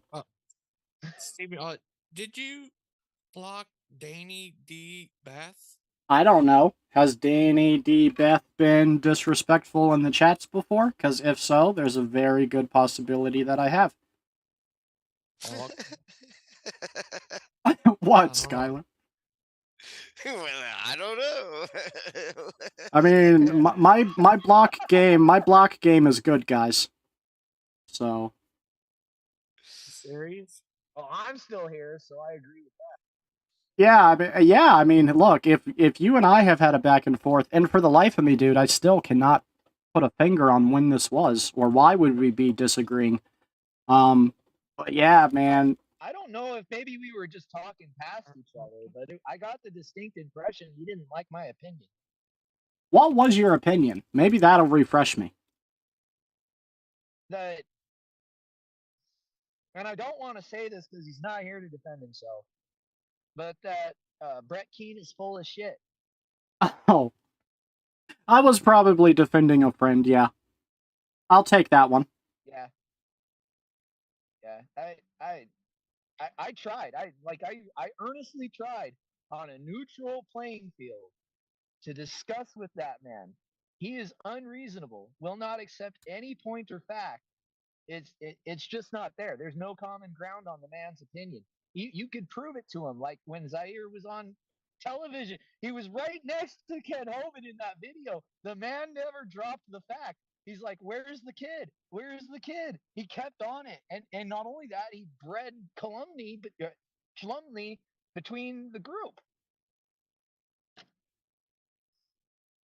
That was a really hard time for YouTube and everybody who was at all personally involved in DAL at that time. Man, there are so many people who left and have different opinions. And even I've been on the opposite side of the fence before. I came out as one of Ken's biggest critics before I repented and, tried to seek his forgiveness and make amends.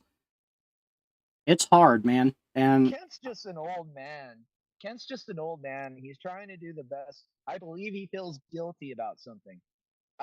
Between you and me and a hole in the wall, and I hate talking about people when they're not here. I think something happened. I think he feels guilty. I ultimately think that's it. I mean, maybe he's convicting himself of his own sin. I can see that being the case. But when I look at that man, what I see is guilt. Okay, and it's not because he's a horrible person. I think it's because something happened, and he's desperately fighting against it happening again. That's what I see. I think it's a lot more worry because he's lost everything so many times. That was very stationary. Yeah, it didn't even jump out in front of you, Skylar. I was actually watching when you hit it. I expected it to crunch or something. They fined me for a damaged vehicle. I can They see why. fined You me just for- ran into a building, bro. Like, no I chill. was ramming them for finding me. Oh, okay. Well, I wouldn't be surprised if you got another fine. Yeah, but I think the look you described on his face is more to do with worry than guilt. But I don't know. I can't open up his chest and look into his heart. I call it the way I see it. That's what I see. I could be wrong, and I'm open to having my mind changed. But there's the other end of the equation where I believe everybody in their life has had that point where they made some mistake that they could change.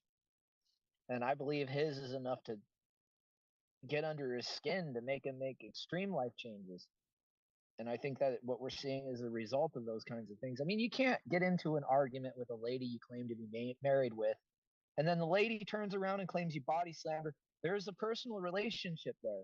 There's fault on both sides. The man has to have some kind of guilt somewhere. And the way I'm looking at it, the way that I see it, that's my perspective. Okay, fair enough. Can I call you PG? That's your gangster name, PG. You've asked me that before, and I PJ? told you no. Just call me Proverbs Guy. Proverbs Guy. What's up?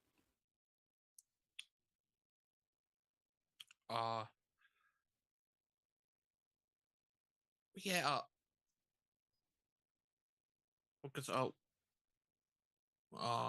Is Danny not able to join the link? no, he said he can't comment. Like every time he says no one, he comments, but I can't. No one can see what he says. Oh, well, in that case, thank God. He probably said some really disrespectful stuff. Because I don't block people for just disagreeing with me. You can go look through all the Kent Hovind videos. I've There's been plenty of disagreement. Are you shadow banned? No, not by your channel. I was But gonna I've been say. there. I know what that's like. Hey, I try to save it as a last resort, dude.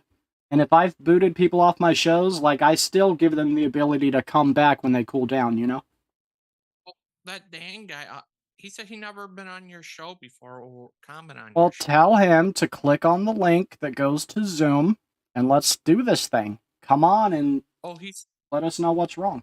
Okay.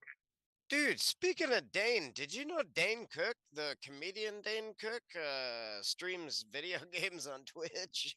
Shut up. No. He does. I'll be right back. Hey, Skylar, I'm going to make you a co-host real quick so that you can admit people while I'm finishing my coffee. I'm making my coffee real quick. You better. Logan got banned. Who, me? Yep. Oh, okay, sorry.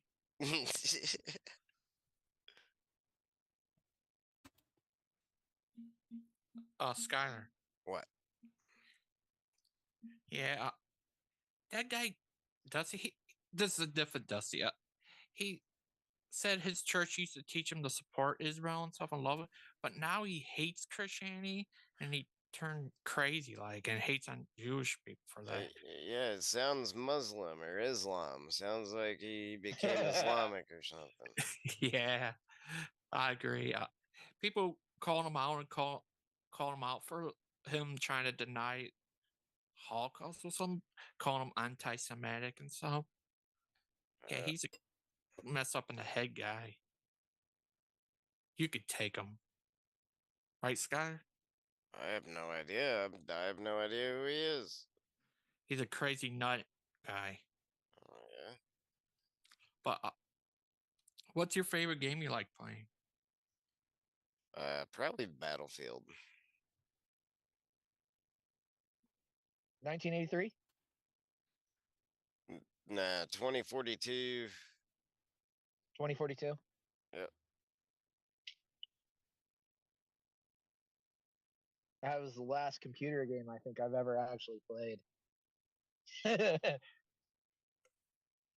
I like the Battlefield series. Yeah, I don't know, man. That was an interesting point in my life. I had just been introduced to the internet.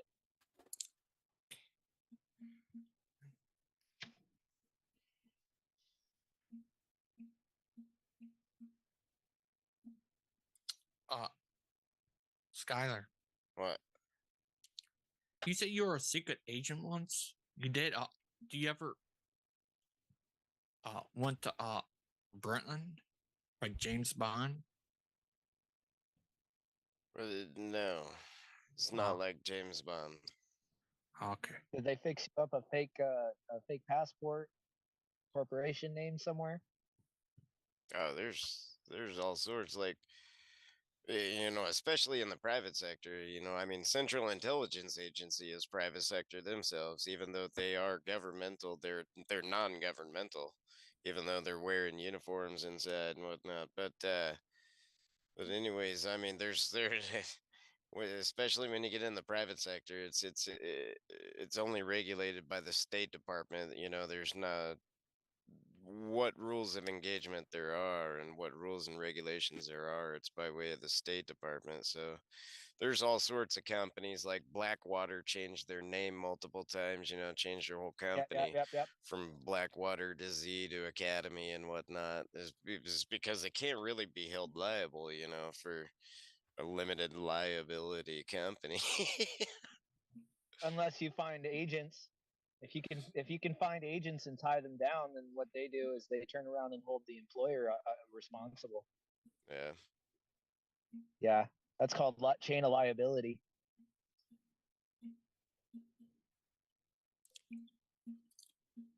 Skylar, Yeah. I heard people who actually believe that werewolves are real. You ever heard of them? Oh, sure. It's all superstitions have people that believe that whatever superstition is real. There are people that believe the Earth is flat today. Mhm. Oh Pretty Lord, that topic. Hey, Pretty much. Skylar, some people in the comments are saying that all the guests' volumes are too low.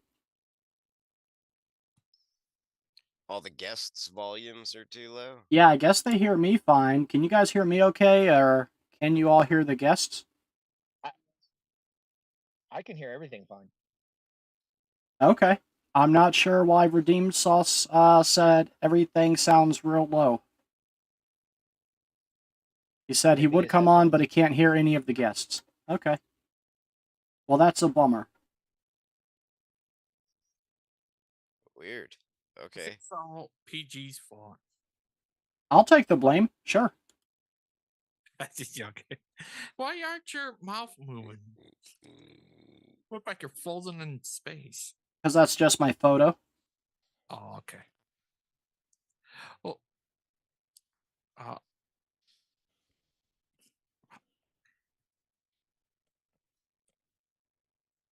yeah, Saint Chuck, how he been? Do you guys think we should send an invite to Brett?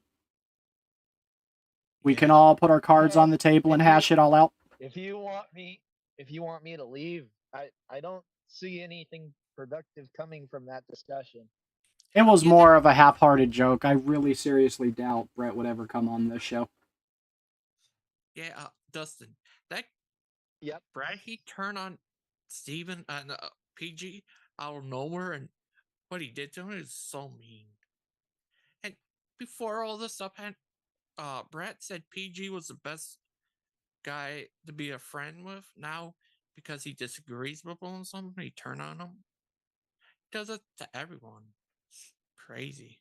What do you think, PG? When interests conflict. Yeah.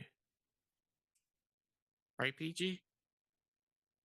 Yep, that's what happened to me. And he actually turned on me because I missed one show with him, and I ended up going on the Jesus Forum with Father Charles instead. And the next day he was doing hit pieces on me. And Aiden said he kind of did something similar to him. Yeah, he predicted it too. He's what they call a Bradologist.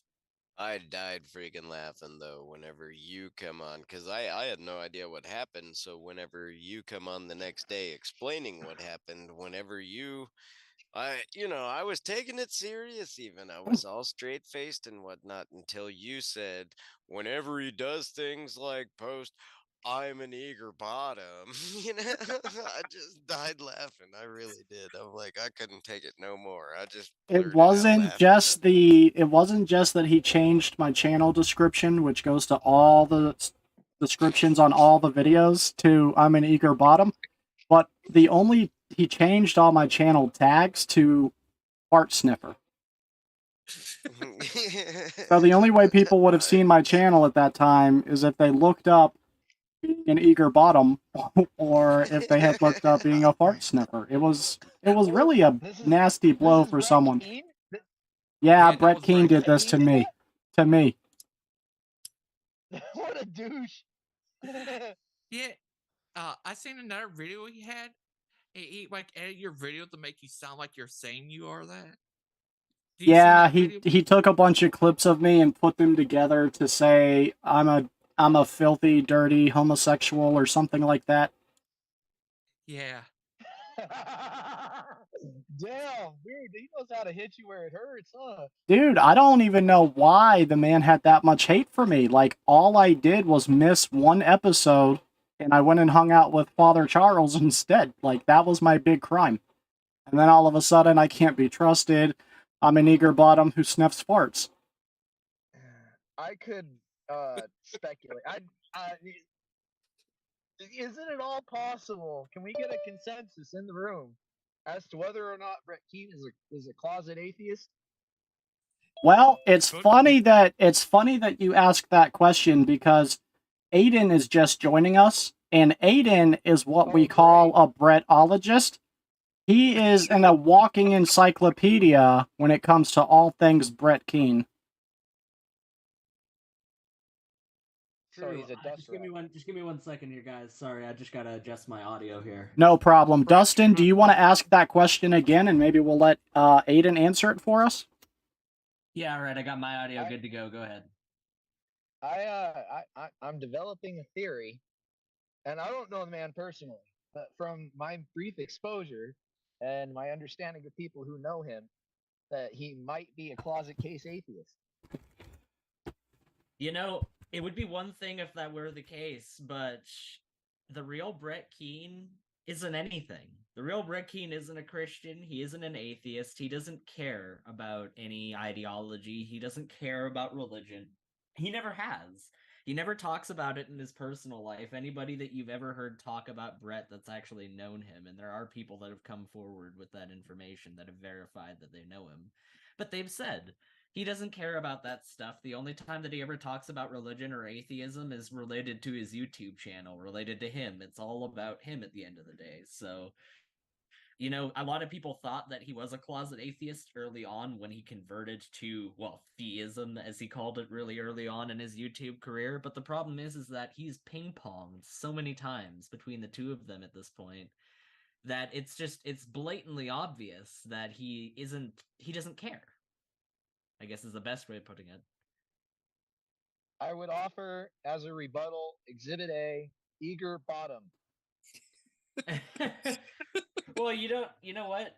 You don't have to be an atheist to act that way. There are plenty of Christians that act plenty abhorrent, but I would say that as far as Brett's concerned, he doesn't care about whether or not a god exists. That's really not anything I think he's given any serious thought to, and that's expressed in the fact that he never actually talks theology. He never wants to talk shop about theology. Here I am, somebody who is an atheist, and I can sit here and I can talk shop about theology until the cows come home because I've actually researched it. Taken the time to look into Christianity as a religion and actually understand what the Christian message is. He's never looked into it. I've tried to goad Brett into not even like trying to do anything negative, just trying to talk about his theology, talk about what he actually believes. And you won't get anything beyond stuff that you could find on any Wikipedia page on the internet. It's really strange, really. I think the best way to put the best way to describe why Brett Keane is interesting is it's a dichotomy, because on one end of the spectrum he's so prideful. He loves to boast about himself. He loves to talk about how amazing he is. He loves to always put himself on this pedestal of being an ultra bad A word and never taken no S word from nobody. And Thank you he very always much for abbreviating that, Aiden. no problem. No problem. I mean, he wouldn't, and that's another thing about how he doesn't respect any of these communities more than me, an atheist, does. But whatever, it's just a case in point that he acts that way. But on the other end of that spectrum, he's willing to do anything. There's nothing that he is not willing to do. He is willing to debase himself. He's willing to debase everybody else around him, but he himself is sacrosanct. He can't ever be the person that is at fault. He can't ever be the person who's debased. So that weird, like, interplay between those two things is what I really think is what makes Brett interesting. Yeah. Have you ever heard of the King of Misrule? The king of what, sorry? Misrule. No, I've not.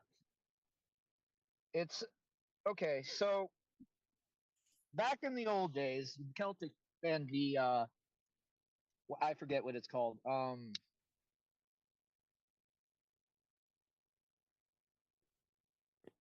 Pagan religions.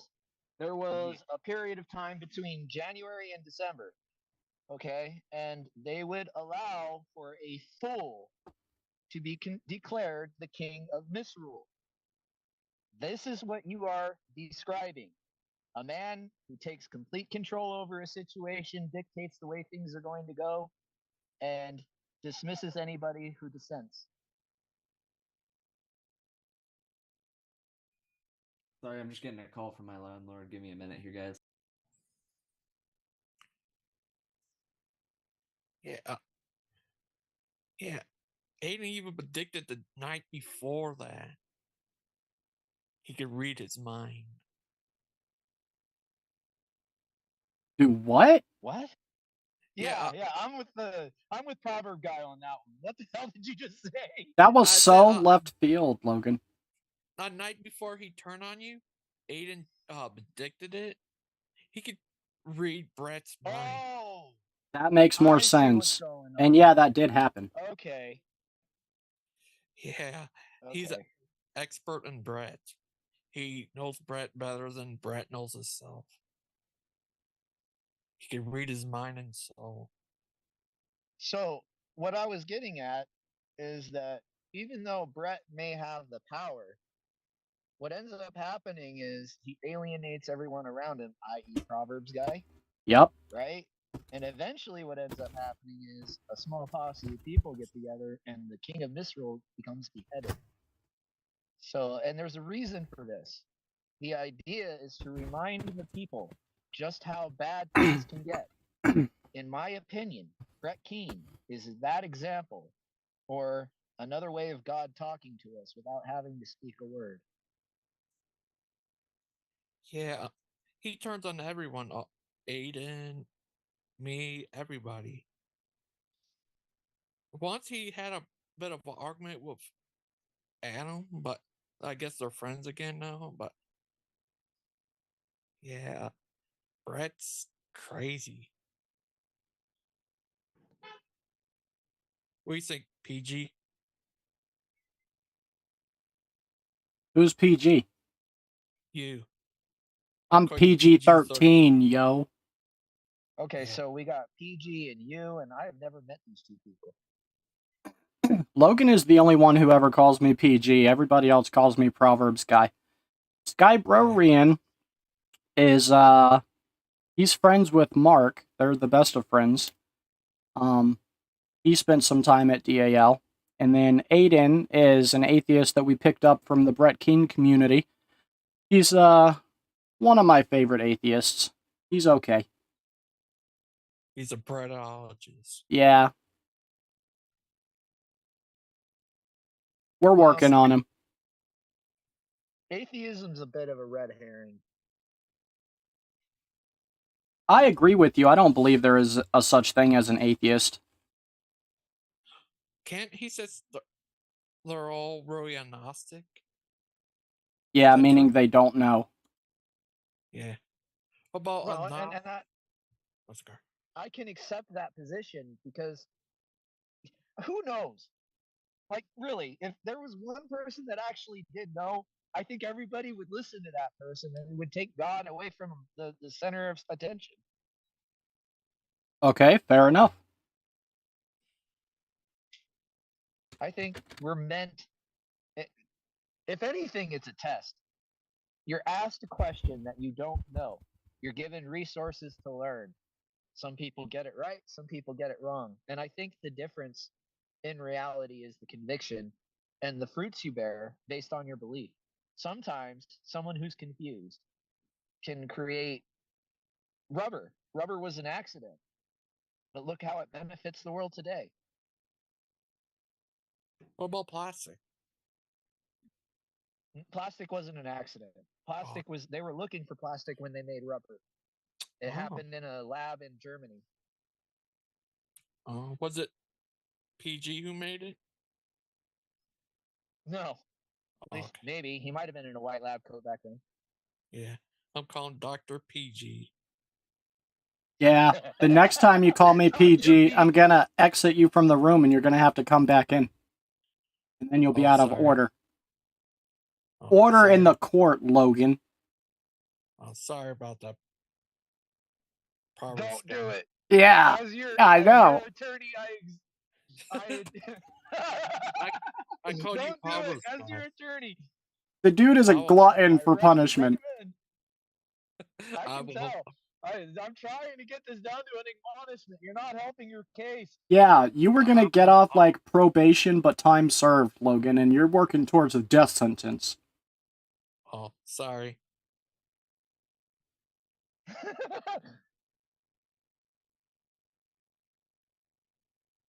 I'm trying to keep up with the chat too. I can only see like a quarter of, or 3/4 of the chat because a quarter of the people I've had blocked either now or at some point in time. And for some reason I still can't see them. What are we up to? You know what? In views over there? Well, there's only 4 people watching right now on YouTube. Well, now it just went down to 2. It jumps. Somebody else just talked about your audio. See, it might be your audio in OBS or something. Just make sure everything's the same level. It said you're loud, everything else is quiet, and you're really loud. I'm not sure how to adjust that. In OBS, you just make sure all the sliders are up. Oh, Mark, comment. Yeah, all the sliders are up. ProverbsGuy. Yeah, on OBS, all the sliders are up all the way. You serious? Wonder what happens if I turn my mic down. How's that sound? My guess is you're gonna have to reset the chat because the setting is locked into the original chat, or not chat, Zoom. You could change it, but it's probably going to change it for the next time you access, right? So the settings are set and locked for this Zoom. That's weird. I haven't had that issue before, though. Let me see. I can. What happens is it didn't reset, right? It happens when you have a lot of traffic online. Let me see.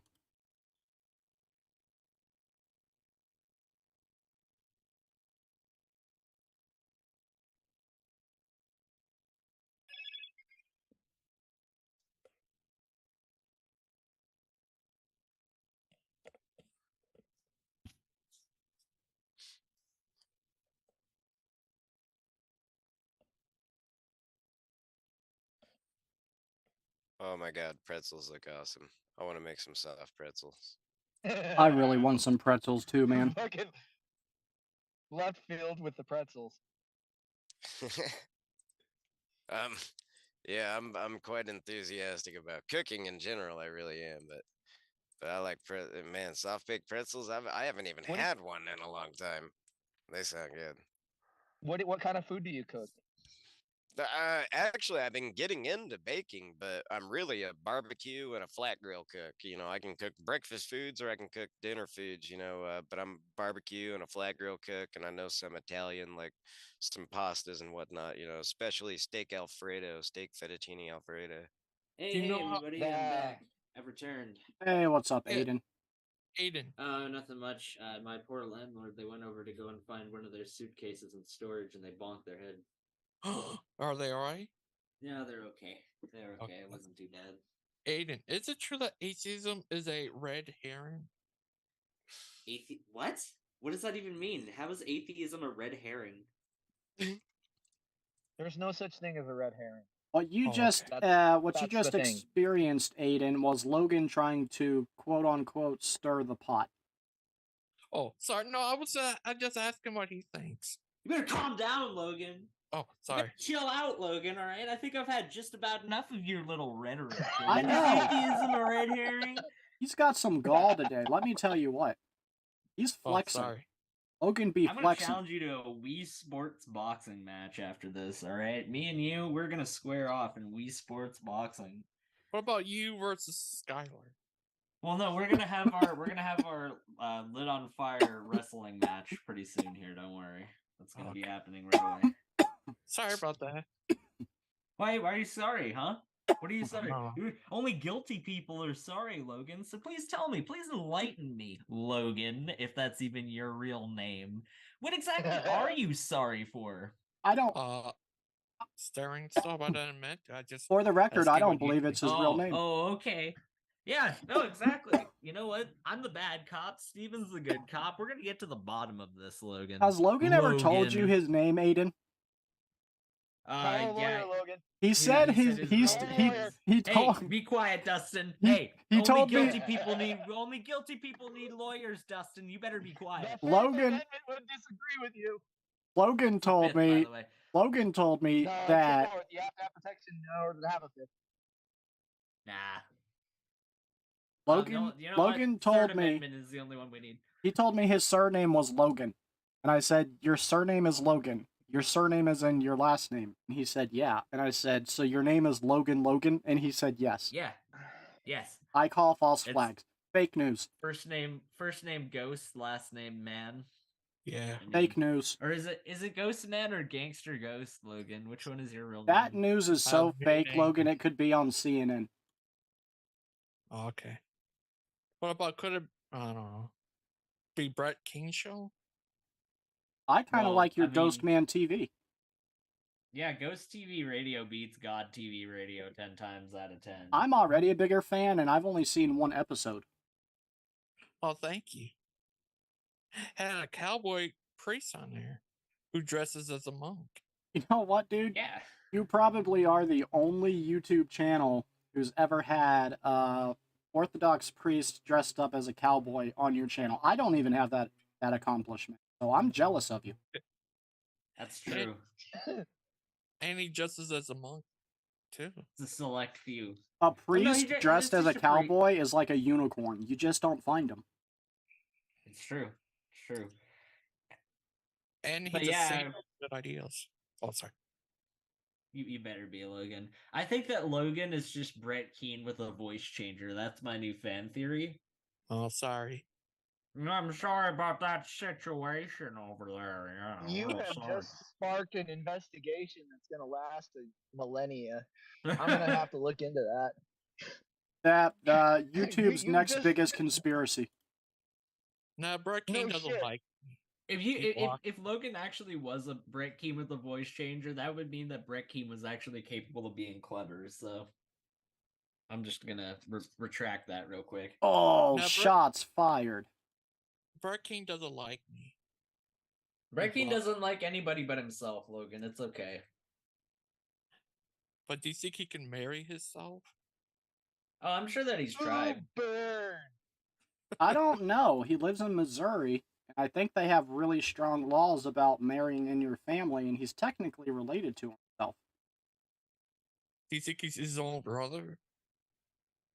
Yeah, Justin Keane is just Brett. I didn't know there was a Justin Keane. Who is this Justin Keane? His Oh, brother. Justin Keen's the one that has all the talent in the family. Like, he's actually a successful musical artist. He's got a really cool band. You ever seen his son on there? I have, and it's funny. Brett's made numerous videos all the time. He's always like, "You guys are attacking my family situation," and then the very next video, he'll make a video about how, man, Justin Keen, he says that, he says that I'm this great person, I'm this great individual, but then in the next sentence, he's like, "No, Brett, you can't go around touring and playing keyboard with me. That's not allowed." It's like, give me a break. Give me a break. I almost dropped an F-bomb. I'm sorry, but I stopped myself. Give me a freaking break. Thank you for Brett. fighting that impulse.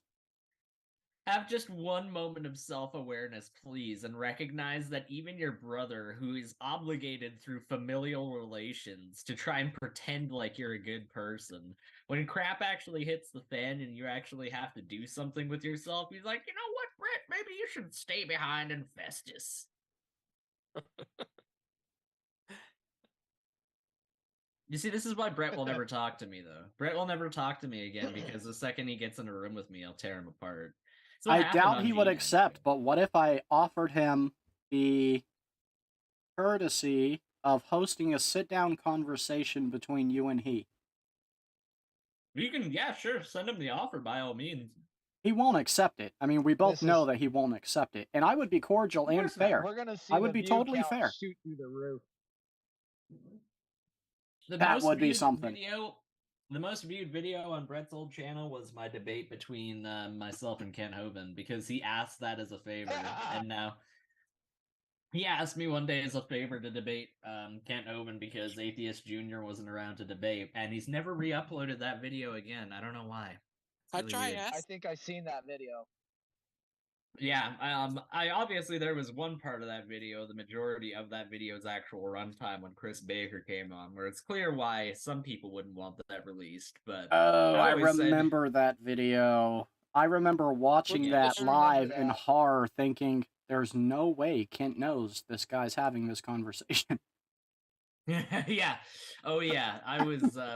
I was thinking to myself, if Kent knew that this was going on right now, he would have the shutdown right now. Dude, my thought the whole time was, I don't know this Chris guy. I haven't met him yet, but it was nice knowing him while he was there. Like, I totally thought he was going to be gone. Gone, dude. Yeah, he really was unintentionally committing career suicide with Dinosaur Adventureland going on there and talking about all that. But I've said, like, screw the debate, okay? Screw the debate. Just take that part out. Upload that part with Chris Baker. That's always been my mantra, because that part is way more worthwhile watching. And Kent Hovind has debated the same old evolution topics. I'm positive Mark Stoney has that one on his channel. There's no way he doesn't. I think actually you might be right. I think he might have the Chris Baker part up, because I've seen him on his 24-hour stream before. And I don't think Chris Baker ever made another appearance after that, so you might be right. Yeah, I think so. I remember seeing that too. So you might be right about that. Okay, well, if that's already up, then upload the debate, Brett. Aiden, I asked him on Twitter. He says, Brett, he said, no, all the stuff Aiden says, no, I'm gonna do anything to help him or something. Okay, you had me all the way up until about the last two mumbles. Oh, sorry. What was that? Just one second, I'll be right back. Yeah, I asked Brett if he could upload that video for Aiden, and he said no, because what Aiden said, like, all what Aiden said about him, the truth stuff, he hates that. So what did Aiden say about him that he didn't like? He talked about, like, stuff, actual stuff that happened, like in the law, where Brett got in trouble for stuff. Like, I talked about how okay, like I'll just say it outright. I talked about how he beat his mother, and I talked about this is the episode where you guys brought up receipts where his sister exposed all this about him on Facebook, right? Oh yeah, she had all of that stuff out there. I talked about how she just basically revealed what everybody already knew. Okay, so he then had the audacity after that to go, Aiden's starting all these rumors about how I beat my family individual. No, I didn't start those rumors. I Brett. remember that. I remember seeing that. Yeah, I didn't start those rumors, Brett Keane. Your freaking public record says that you did those things. I'm gonna sorry, give you I get half really credit on that, passionate when it comes Aiden. to You get Is half it? credit. No, Aiden, I'm with Oh you. no, I'm sorry. I just get passionate about this stuff.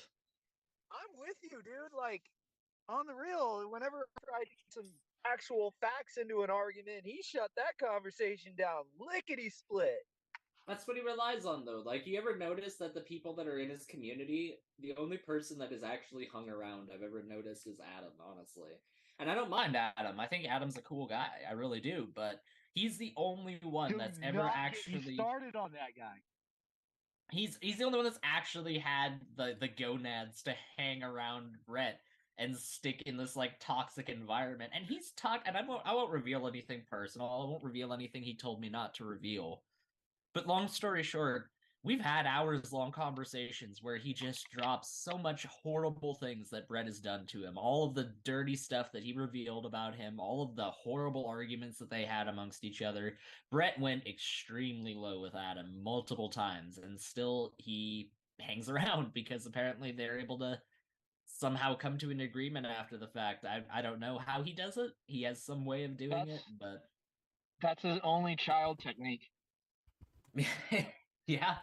That's exactly what it is. It's psychologically speaking, that's what he did. Is he cornered Adam, and Adam has some kind of a relation in his memory to some time when he had no power, and every time he talks to dear old daddy, he goes back to that place.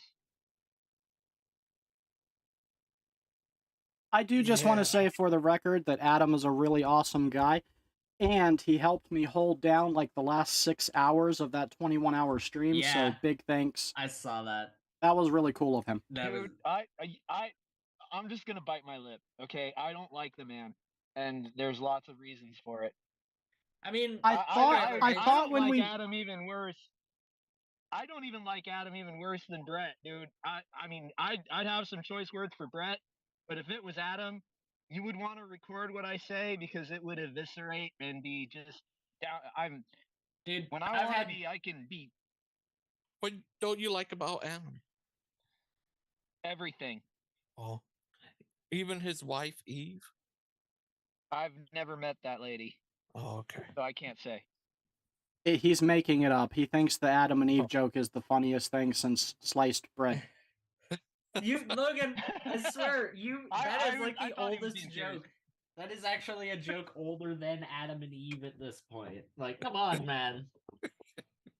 Get some new material, Jerry. Come on. That was probably Sorry. like if you take the Christian perspective of world history, that was probably like the first joke. Man, you're older than Adam and Eve. Yeah. Oh. That's hilarious. Oh, thanks, man. I appreciate that. But as far as Adam is concerned, I've had interpersonal problems with Adam before in the past. Like, trust me, I've had problems with Adam before in the past. But it seems that as of What right were now, the we exact seem to be- problems you guys had? What was your personal business? Yeah, that's we'll leave that because it's not very great. Okay. I don't Yeah, want to Aiden, get into man, it. I have to give you credit, bro. You have a lot more integrity than I gave you credit for when the first time I spoke to you. A lot of people think that I don't have integrity the first time they meet me, and I just wonder why they think that because they haven't actually had the opportunity to meet me. So I'll give you credit. You've at least known me long enough to know It's that I do have because you integrity. come off a little abrasive when you're passionate about something, and I'm learning to deal with you and just how you are, but I could see the pattern. Our first couple of interactions were not mediator. pleasant. You were the mediator. Whenever I was calling out that lady, and you played a very specific meme, that magic guy in Vegas, you need to shut the fuck up. That's why I had the Please watch the language, fellas. impression. Yeah, I can't remember the fucking thing, but that I remember what happened. One more warning, sir, and I'm gonna have to boot you, and you can come back after that. Oh, my bad, Proverbs guy. I apologize. That's okay. I hold that same standard to everybody. Skylar and Aiden have got it, so it's not personal. Sorry. It Yeah, was an example of the clip that he played. I apologize. Yeah, I remember that clip. Being Uh-oh. descriptive, not I saying realize it it was in context. Yeah, I remember that clip also. It was just And- it was just context. I wasn't saying I And apologize. I find it absolutely hilarious how much over the course, like, if anybody in this audience or on this panel, I know a few people at least on this panel were around for this, but just over the entire Kent Hovind thing, and I don't even need to talk about Kent at all in this. I could just talk entirely about Brett's side of this.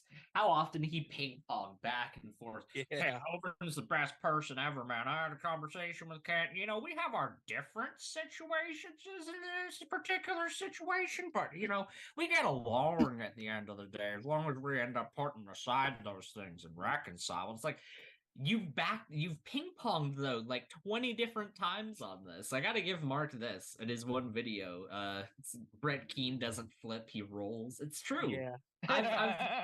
I've known Brett like for half of my lifetime at this point, for as sad as a statement as that is to make, and for as much as I languish at that as every time I say it, it's true. I've known him for half my life, and I didn't make that observation until Mark did. It's true. He does. How do you say that out loud with like no shame? It takes a long time. It takes a lot of adjusting. You know that one? It's like that one ancient Greek myth of the guy that takes poison. It actually became like Mithridates of Mithridates of Pontus. That's what it is. He ended up taking so much poison over time that when he tried to poison himself, when the Romans finally caught up to him, he ended up he wasn't able to poison himself because he had built up such an immunity to it.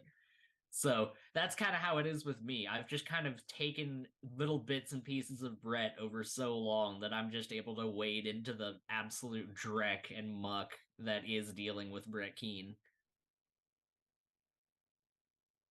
But yeah, Brett, don't worry. We can sit down and have a friendly chat. Don't worry. Well, it'll be great. It'll be great. I'll bring lemonade. It'll be really It's nice. really interesting that you mentioned how he's flipped like 20 times. And I don't have a problem with people changing their opinions and going the other direction. I did that personally, but I think people can agree I've been pretty consistent. I have not flipped back and forth. I was against Kent, and then I was on Kent's side. I never jumped again. And it's fair to say, like, Brett, dude, he really did, like, for a long period of time, like, every other day he was either Kent's friend or against Kent and hosting live shows against Kent. Like, it was ridiculous. Yeah, that was what I was like, I couldn't let that go unabated. That's like, I mean, how are you gonna just sit there and continually fire at a man that's not even trying to fight back?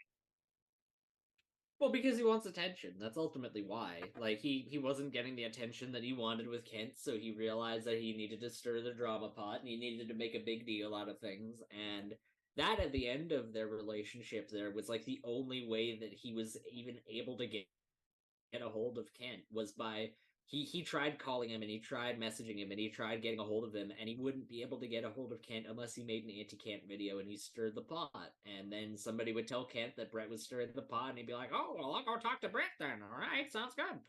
You know, so it was the only way that he would be able to get Kent's attention. And surprise, surprise, even Kent isn't willing to deal with Brett now. I kind of have to wonder at a certain degree, though. I mean, Kent brings it on himself. And the other end of the equation is if Donald Trump has proven anything, there's no such thing as bad publicity. I mean, there definitely can be some bad publicity. Here was January 6th Brett's big mistake though, right? He made an epic fail. He was trying to jump back and forth and get subscribers.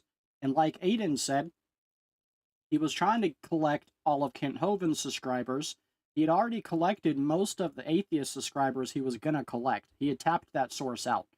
So then he starts going after Kent's, and when he doesn't pick up subscribers as quickly as he thought that he should, he switches against Kent back to the atheist side, hoping to pick up subscribers over there, but he failed to realize he had already picked up all of the anti-Kent subscribers he was going to get. His channel has been at stalemate for like a month and a half now. I don't know if he's picked up 5 more subscribers. Oh yeah, no, he has been stagnant. He's been absolutely stagnant. And I wouldn't put it past Brett even now, considering in his early days of YouTube, he was like the OG sock account. He was the OG sock account guy. He would be the guy that would make a load of fake profiles and like up his videos and comment fake comments on his videos. And the only time that he would ever stop was when he'd be caught in the act. Like, he would be so inept and incompetent at this that he would literally leave comments under his Brett Keane profile going like, wow, Brett, super video. That sure was a great video. And then somebody would screenshot it and they'd show it on their video. And next thing you know, the next, like, his videos take a huge dive in views and interactions. Like, I wouldn't be surprised if that's what's going on here as well. Like, probably he was, at least to a certain extent, inflating his numbers and inflating. Am I the only one who doesn't use a sock account? No, I've only got one account. I've had the same old YouTube account since like 2009. So yeah, I've just been keeping it real. Are you sure? I've got 2 YouTube accounts, dude. I've got this ProverbsGuy YouTube account, and then I have a YouTube account that has like all my music playlists, like my oldies playlist, over on my Stephen Andrew Bolin account. And that's all I have. Oh, Like, yeah. I have 2, and I don't use the other one for commenting and liking. Although, looking back, like, that would have been clever. I should have. Yeah. Oh wouldn't be a bad man, idea. I had to make a couple of fake accounts to get back onto God TV radio so that I could keep clowning him. Now- Some of the stuff I was saying. Now Does it's anybody remember that? now it's I do. Brett King show. He changed it Didn't you come on to the show and you got booted off the show? 3 times. Oh, were you that guy he had in his show for a while, and then he bring up Manatee and got kicked off? Yeah, you at least one of them. Don't feel bad, Dustin. I got kicked off the Brett Keane show the last time I was on it. I got kicked off Yeah. quick. I don't feel bad. I don't feel bad at all. See- That was kind of part of my goal, and you just did it quicker than I expected. I would just say, Steven, that you got kicked off the Brett Keane show because you played the fiddle wrong on the show is the problem. You tried coming at it at an angle where Brett could kick you, and even though it was a very thin excuse, he still had an excuse to get rid of you then and there because you were upset and you were displaying your frustration, justified though as it was. That's an excuse for him to kick you out. What you gotta do... Yeah, I was You gonna gotta say, just how calmly- would you have played it out?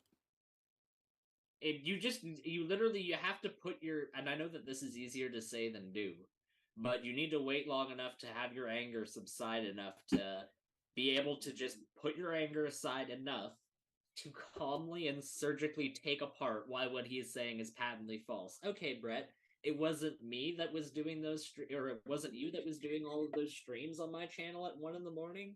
Then why was it content that only you care about at this point? Why is it content that nobody else is watching or viewing or caring about? This is content that's characteristic of you, and it's characteristic of your character.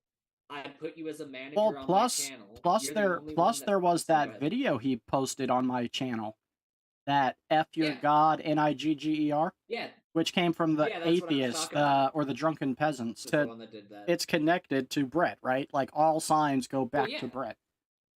Yeah, Well, I saw that. Brett Before he Keane, took like, it down.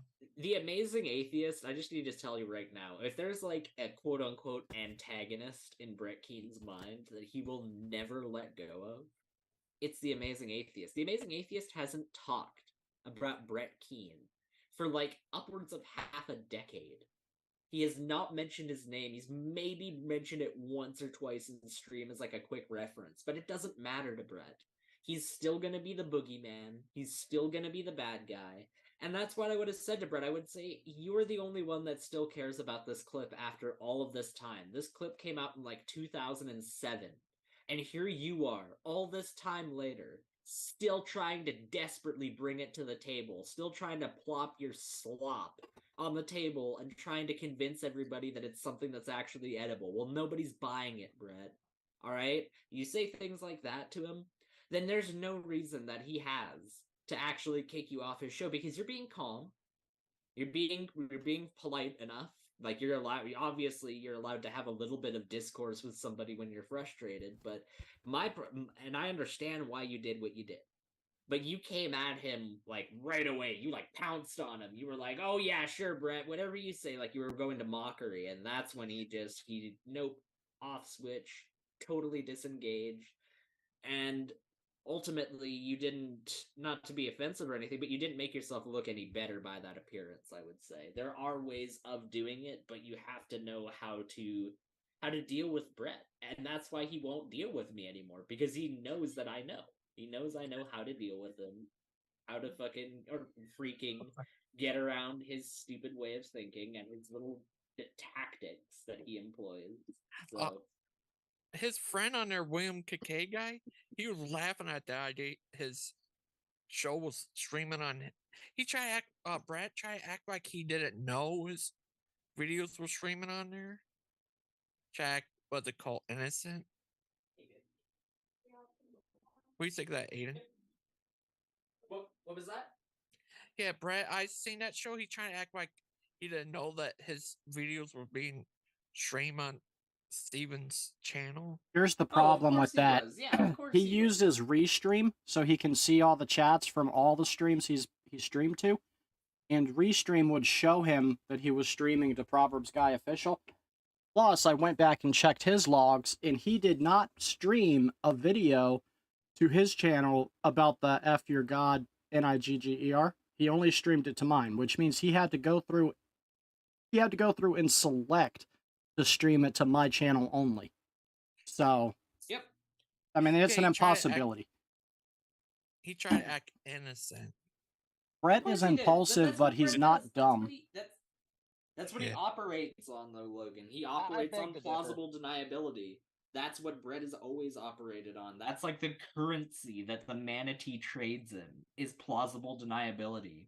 That's his little gold coins in his weird effed up universe. So, like, when you think about it, like, what happened when he had to talk about me, when I finally pulled back the veil and showed that I knew everything there was to know about all of his duplicitous activities. He never called anything out that I said. He never even mentioned me by name in his little grifter video, quote unquote, because I did a fundraiser. I totally will admit, I'm open about it. Back when I was moving to the place that I'm in right now, we were strapped for cash financially. We were doing really bad. And you were buying too many books. No, I've got books now that I'm a bit more financially secure and moving into a better place. But when we were moving to the current place that we're at right now, we needed money, and I told everybody openly that this is going to a deposit towards a new place. I'll show you that it's going to which, and I thanked everybody. I got on Facebook Live and I made sure everybody was tagged in it, and I thanked each and every person that donated personally, and I made sure that they were all satisfied of where it was going. But that didn't matter to Brett, because Brett decided to take it upon himself and try to promote it as well. And I'll say, I got like one or two people because I asked explicitly in that stream, I was like, anybody that donates from Brett Keen's show, please mention that it was from Brett Keen's show who donated. And I got like 2 donations, and that's not nothing. It's not nothing, but out of like the $800 that we got, it was like $50. And here he is on video going like, "Yup, if it worked for me, then the donation basically wouldn't be nothing at all." It's like, of course, it's the narrative. It's always going to be that way with him. The truth doesn't matter. The truth has never mattered. Yeah, I remember sharing your thing with you on Facebook. Yeah, I know you did. Like, you actually shared it. You actually took the time to share stuff like that. He never did anything of that sort. And like I said, I'm not grateful for him doing that. I'll still give him credit for that to this day for doing that. But I'll give him credit knowing full well that he was doing it with the intent of trying to hold it over me later on.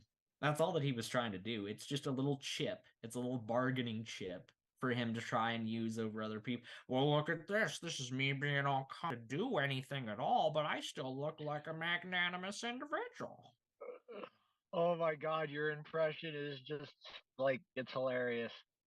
That's why he's our Brettologist. It's not an impression. Excuse me, sir. It's not an impression. I'm actually in the room with him as he's talking his stupid nonsense. No, That is too funny. no Brett Keanes were harmed in the making of this video. Oh, Gordon, get Well, away! maybe his Oh, God. pride. He's got a Gordon! Oh my God! Aiden, I wonder what you think of this guy. Inspire Philosophy, Michael Jones. Inspire Pabosity? I don't Inspire know. Philosophy. Sorry, Inspire Philosophy. I'm sorry. I'm horrible. I really am going to hell. I'm sorry. Sorry. Yeah, At least They're gonna Inspire- make you lay sod. Yeah, I'm sorry. I haven't heard of Inspire Pabosity. and Philosophy. I mean, Inspire Philosophy. No, I hear you. I knew what you said the first time. I understood. I'm just not a good person. Oh, sorry. Inspiring compromise. Yeah, he believed that evolution's how God made Adam and Eve. Oh, okay. Well, that's really convenient that they managed to form specifically how he wanted them to be, because evolution is a pretty chaotic process. Yeah, and he also believed that all kinds of stuff. He also believed I forgot what he believed that Mark, he saw his show and said he barely uses the Bible. Yeah, I've to never come up with understood, some though, of his opinions, you have to not go off scripture. I mean, like, I've just never understood, though, this notion of, like, I've never understood how evolution and creationism could be compatible with one another, simply because, like, why would he take the scenic long route of developing humanity? Like, why would he decide, oh yeah, I'm gonna go take this route that's gonna take hundreds of millions of years in order for a human being to evolve, and they're gonna evolve into just the exact sort of morphology I need them to, with the exact same genetic traits I need them to? Like, couldn't he just snap them into existence if he was omnipotent? Like, if God is real, that version would make more sense to me. But I don't think that that's the case, so... Yeah, Michael... Well, yeah, Jones about Hebrews. He also... Oh, go ahead. I might want to chime in on that. You got 3 dimensions. Okay? So if you're an existent being that's trying to create an environment that a person can perceive in 3 dimensions, there's 2 ways to look at it. Either it took a long time, or he snapped it all into existence. So what is a person left to deduce from that? Right? So when you're looking at a duality in somebody's mind of 2 possibilities, the ultimate deciding factor is the advantage you get from the perspective you take. Well, what advantage do you get from one perspective over the other? Well, in one perspective, you answer an interesting question, right? And that perspective goes either way. So what I'm trying to distinguish here is, for example, you have an egg that produces a chicken, but the chicken is born ready to live. You have a horse born ready to run. You have a shark born ready to swim. What does a human baby do? Can't be born ready to live. Yeah, we can't be So- born ready to live because it takes so much energy in the womb to create our morphology the way that it is, that we're really not functionally capable of doing anything. Sorry, I had totally stepped on you. Go ahead. You're good, man. You're helping me illustrate my point. What I'm getting at is that given that the energy and the consequences of our morphology, the ultimate principle is a baby could not fend for themselves. Therefore, there had to have been a primary mover. Now, whether or not it took a long amount of time and whether or not it took a short amount of time has to do from the perspective of whether or not you have to listen to this law or whether or not you have to listen to that law. It really is just that simple. You cannot account for one without the other, and So- you're trying to make an excuse for what you don't understand. Well, I'm not though. It's not a matter of Not lack you, of not you, Oh, sorry. not you. No, I apologize. I misspoke there. The average individual. Sure. I mean, I don't that underpins an atheistic mindset. It's a want of evidence that underpins an atheistic mindset.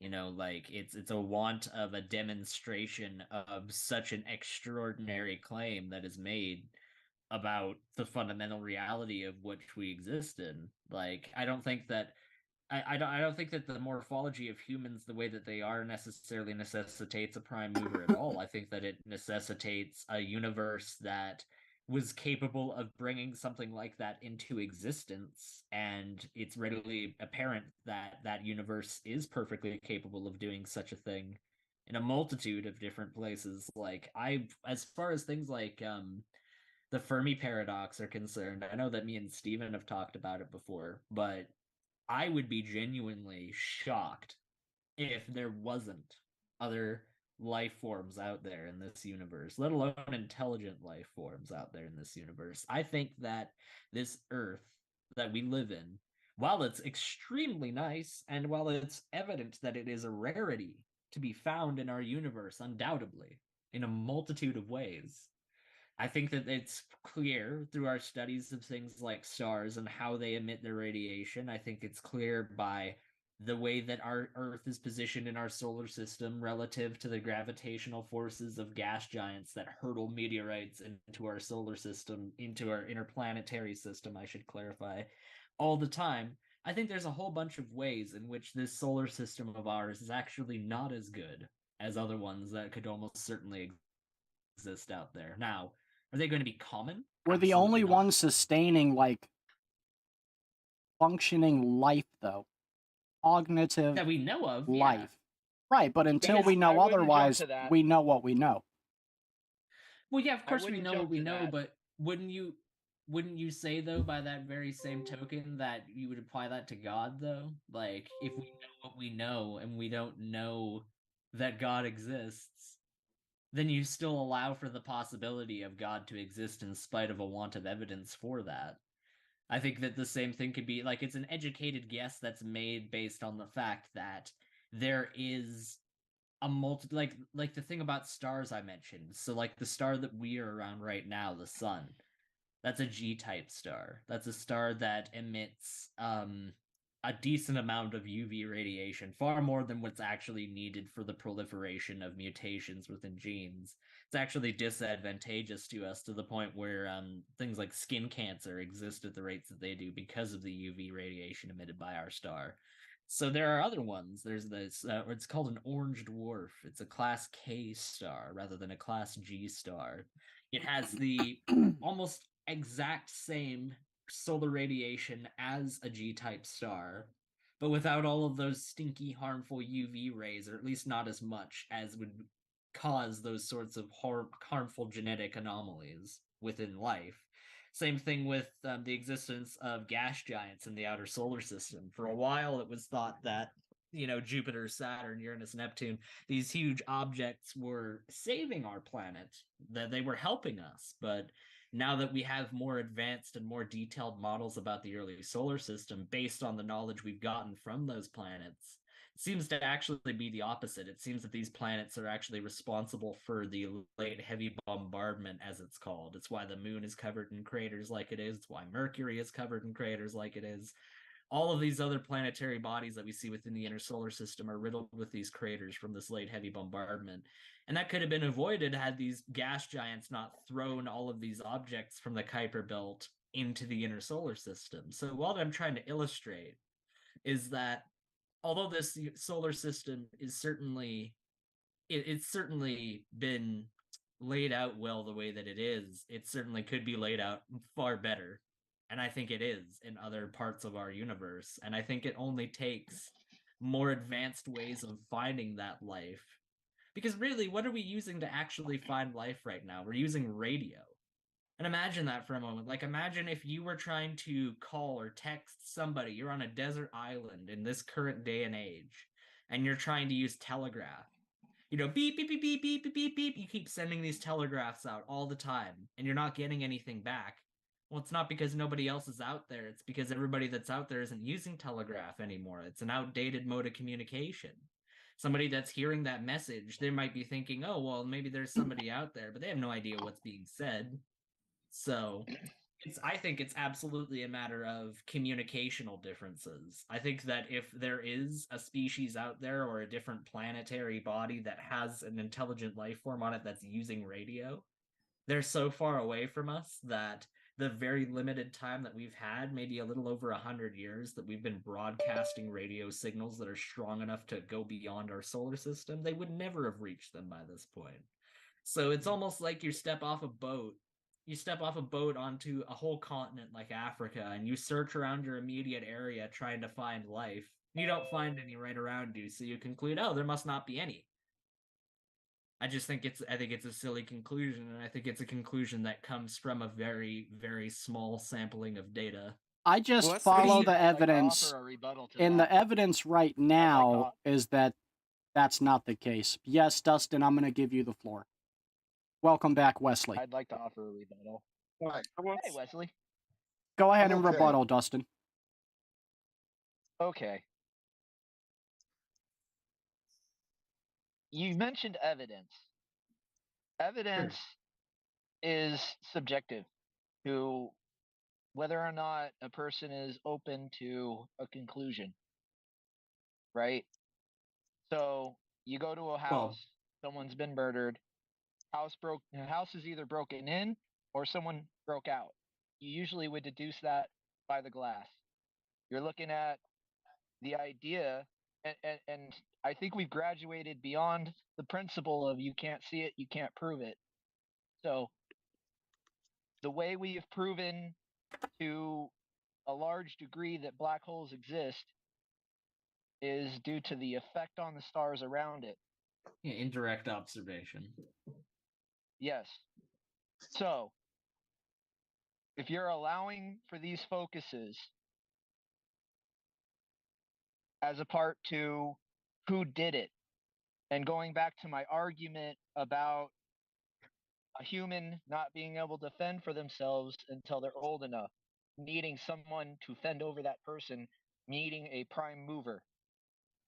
Okay? If you are allowing for a prime mover that is not seen to move a star, the subjective evidence of a result, then What do you mean by? there's Well, a certain hold on. part.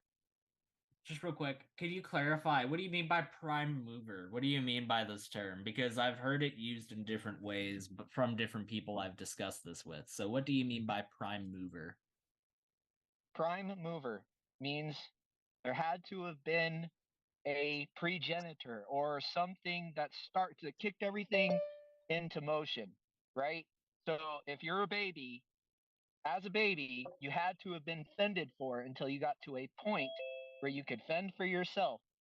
Right, i.e., right. A primary mover. I'm not even going to go with the universe. That's too big. The factors are too large. Someone had to be there to guide the first human being. All right? Yeah. Point blank, that's what I mean by primary mover. What's up? I agree that there needed to be something out there to fend for the first human, but that's when the special gap of humans versus something like the Australopithecines come into place. Like when you eventually have an advent of a being that is not capable of interbreeding with its previous ancestors thanks to environmental conditions coupled with genetic drift and mutation. When you have these factors bridge that gap so much to the point where, further that gap rather than bridge, pardon me. When that gap is furthered so much that it cannot be bridged anymore, that doesn't necessarily mean that the father of this other species will inherently recognize, oh my gosh, I've birthed this horrible abomination into the world. No, they're still going to have empathy. It's clear that through things like the taking care of disabled Australopithecines and the fact that their bone fractures and ailments have been healed over, it's evident that these early proto sapiens, that they were also capable of empathy, that they were also capable of caring for other creatures, even if they weren't necessarily useful or let alone their own. So I think that So yeah, you're they're absolutely. So you're presupposing that a human had to have been born from another species. Well, yeah, that's that, but that is speciation. Every species is born from another species. That's not. So if you believe in evolution, then why would a species fend for another species, even if it was their progeny? I've sat and watched an eagle watch one eagle baby eat another eagle baby in the nest. There's more evidence for destructive, self-centered, and one-purpose-driven evolutionary principle that wouldn't allow. I mean, you're going to allow a creature that was born from you that is clearly genetically deficient. That, if you're looking in nature, most of the time the mother will abort the child. Deficient how so though? Like when you're talking Well, about you're something that's saying, genetically deficient, I don't think that they're so a deficient gibbon, from that other creature. They're by the fact that that human being was themselves able to reproduce. They clearly were sufficient enough to still contribute. They were still clearly sufficient enough to continue to gather and to continue to hunt and to continue to provide. But the difference that you're for talking something about that couldn't climb, for something that couldn't climb a tree like a gibbon, or well, something that couldn't fend, it couldn't do climb anything.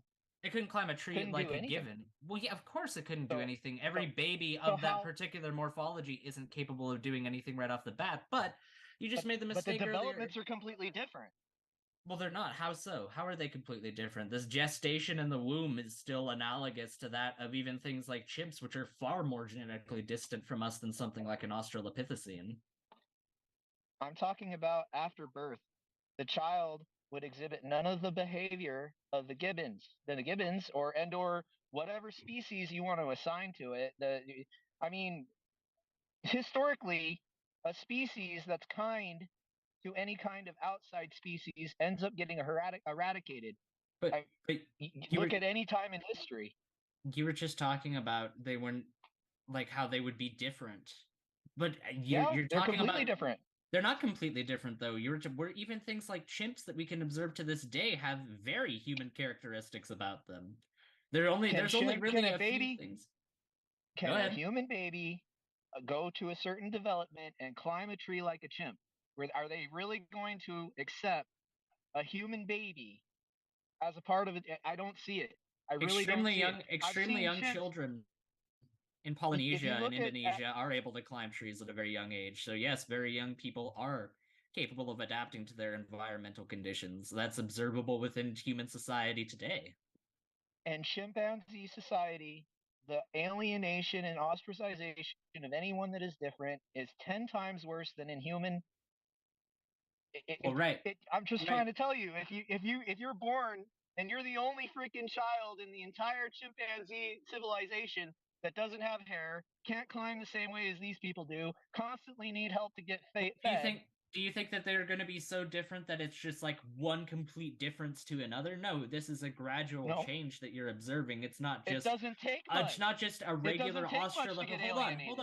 Hold on. It doesn't just take. It isn't just a transition from a regular Australopithecus to just becoming a human. It was a very specific group of Australopithecines that migrated to a region of East Africa which had environmental conditions suitable for them to express traits like the ability to walk upright, which is how they ended up ended up evolving into things like the Homo erectus. They're called Homo erectus specifically because they're some of the first hominid species that were capable of walking upright. So it's not necessarily Australopithecus human, it's Australopithecus, Australopithecine-like, Homo erectus-like human. Or human-like and then human. Like, this is not a clean transition. This is something that is expressing itself over tens of generations. It's not just this clean divide.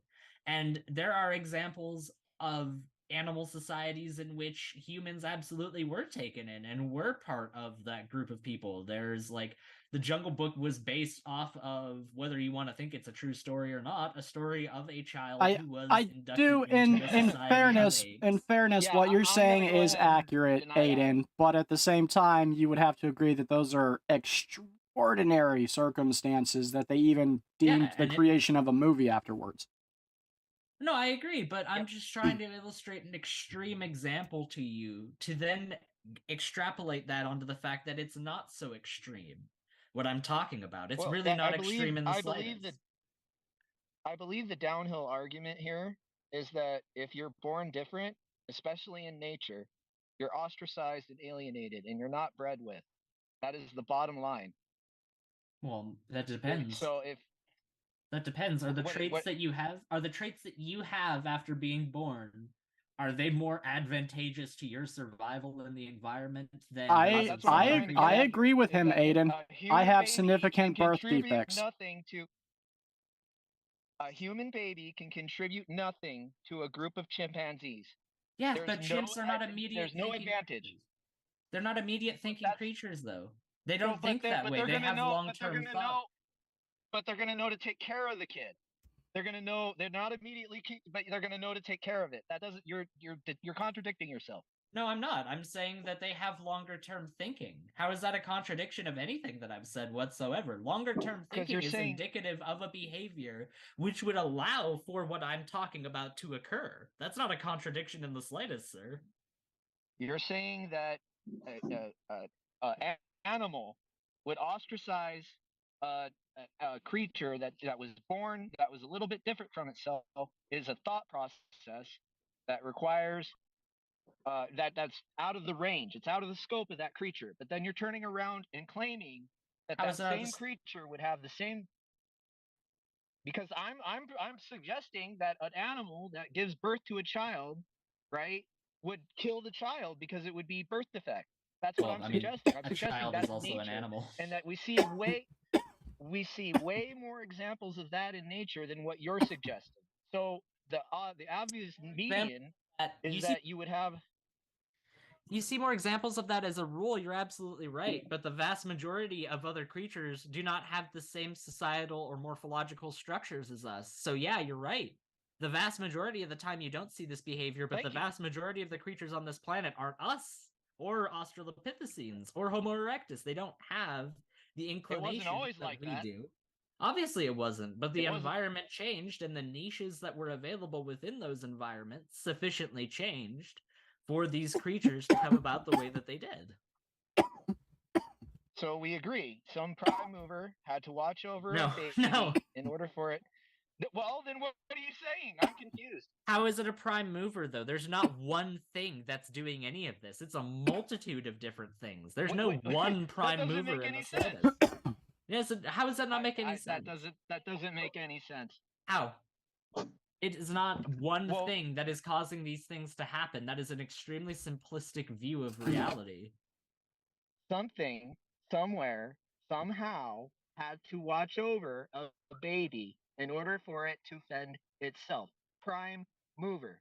Yeah, that's not a prime mover, though, because something had to fend for that thing as well before it. That's not a prime mover. What do you want to call it then? What do you want to call it? You want to split hairs on words? That's what It's not even a matter of splitting hairs on words. It's not a matter of splitting hairs on words, because that's not what you're describing is not a prime mover, because the thing that came before it would therefore meet the same definition.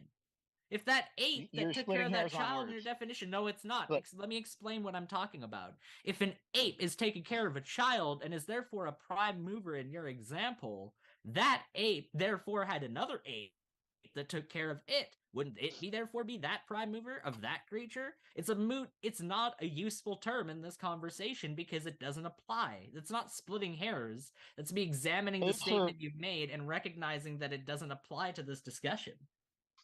Apes are born more or less autonomous. They can be ostracized from their mom and survive. That's no, not the case they're with very the human baby. That's not true in the slightest. They are very, very tribalistic. They're very group oriented, and they need to be taught behaviors in order to survive. They're not just pre-packaged and are just given the ability to survive right out of the womb. They have to be taught behaviors like we are. They are well more suited to fend for themselves out of the womb than we are. Yes, you're right. You're right, because they haven't built a complex societal system. No, I'm not saying that you're right in general. I'm Aiden, though, wouldn't that be an example of de-evolving, though? Right? Like, if we have a greater ability... Dustin is saying apes are physically more capable than human babies.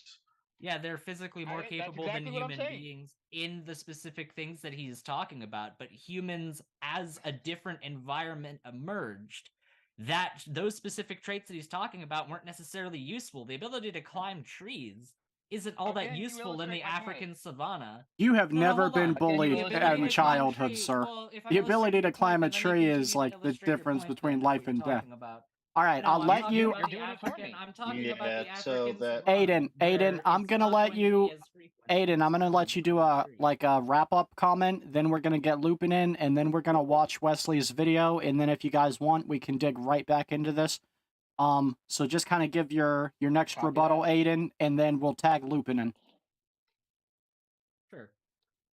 All that I have to say as far as what you were talking about is that the environmental conditions and factors that were present for this group of creatures, for these Australopithecines and Homo erecti, were different than that what you're talking about. Like, the environmental factors of the African savanna are fundamentally different from those of the rainforest, as I'm sure you would agree.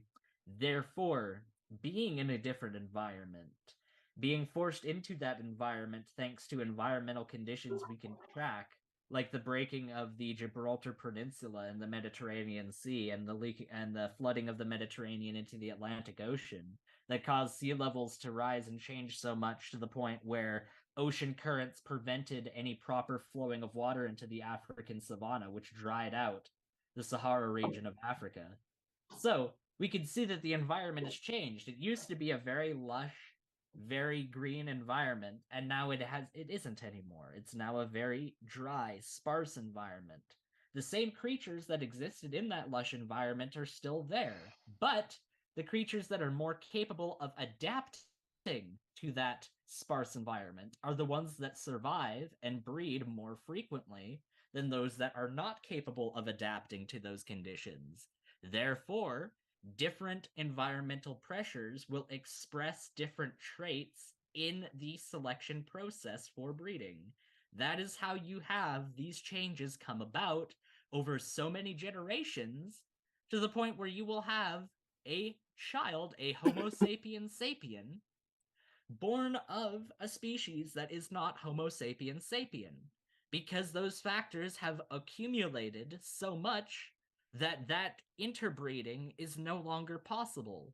And we've observed, I'll just say one more thing before I give it to Lupin, we've observed that in loads of different species, like salamander populations in California. We've seen that when they become geographically separated from each other long enough, that they're no longer capable of breeding with one another because their genetic pools have diverged so much from one another.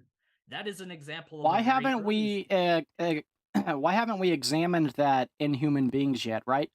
Like, how come at any given moment I could go online and order a wife from, say, China, and we would have Yeah. absolutely no issue breeding whatsoever? Why do we only observe that in the animal kingdom if we come from the animal kingdom?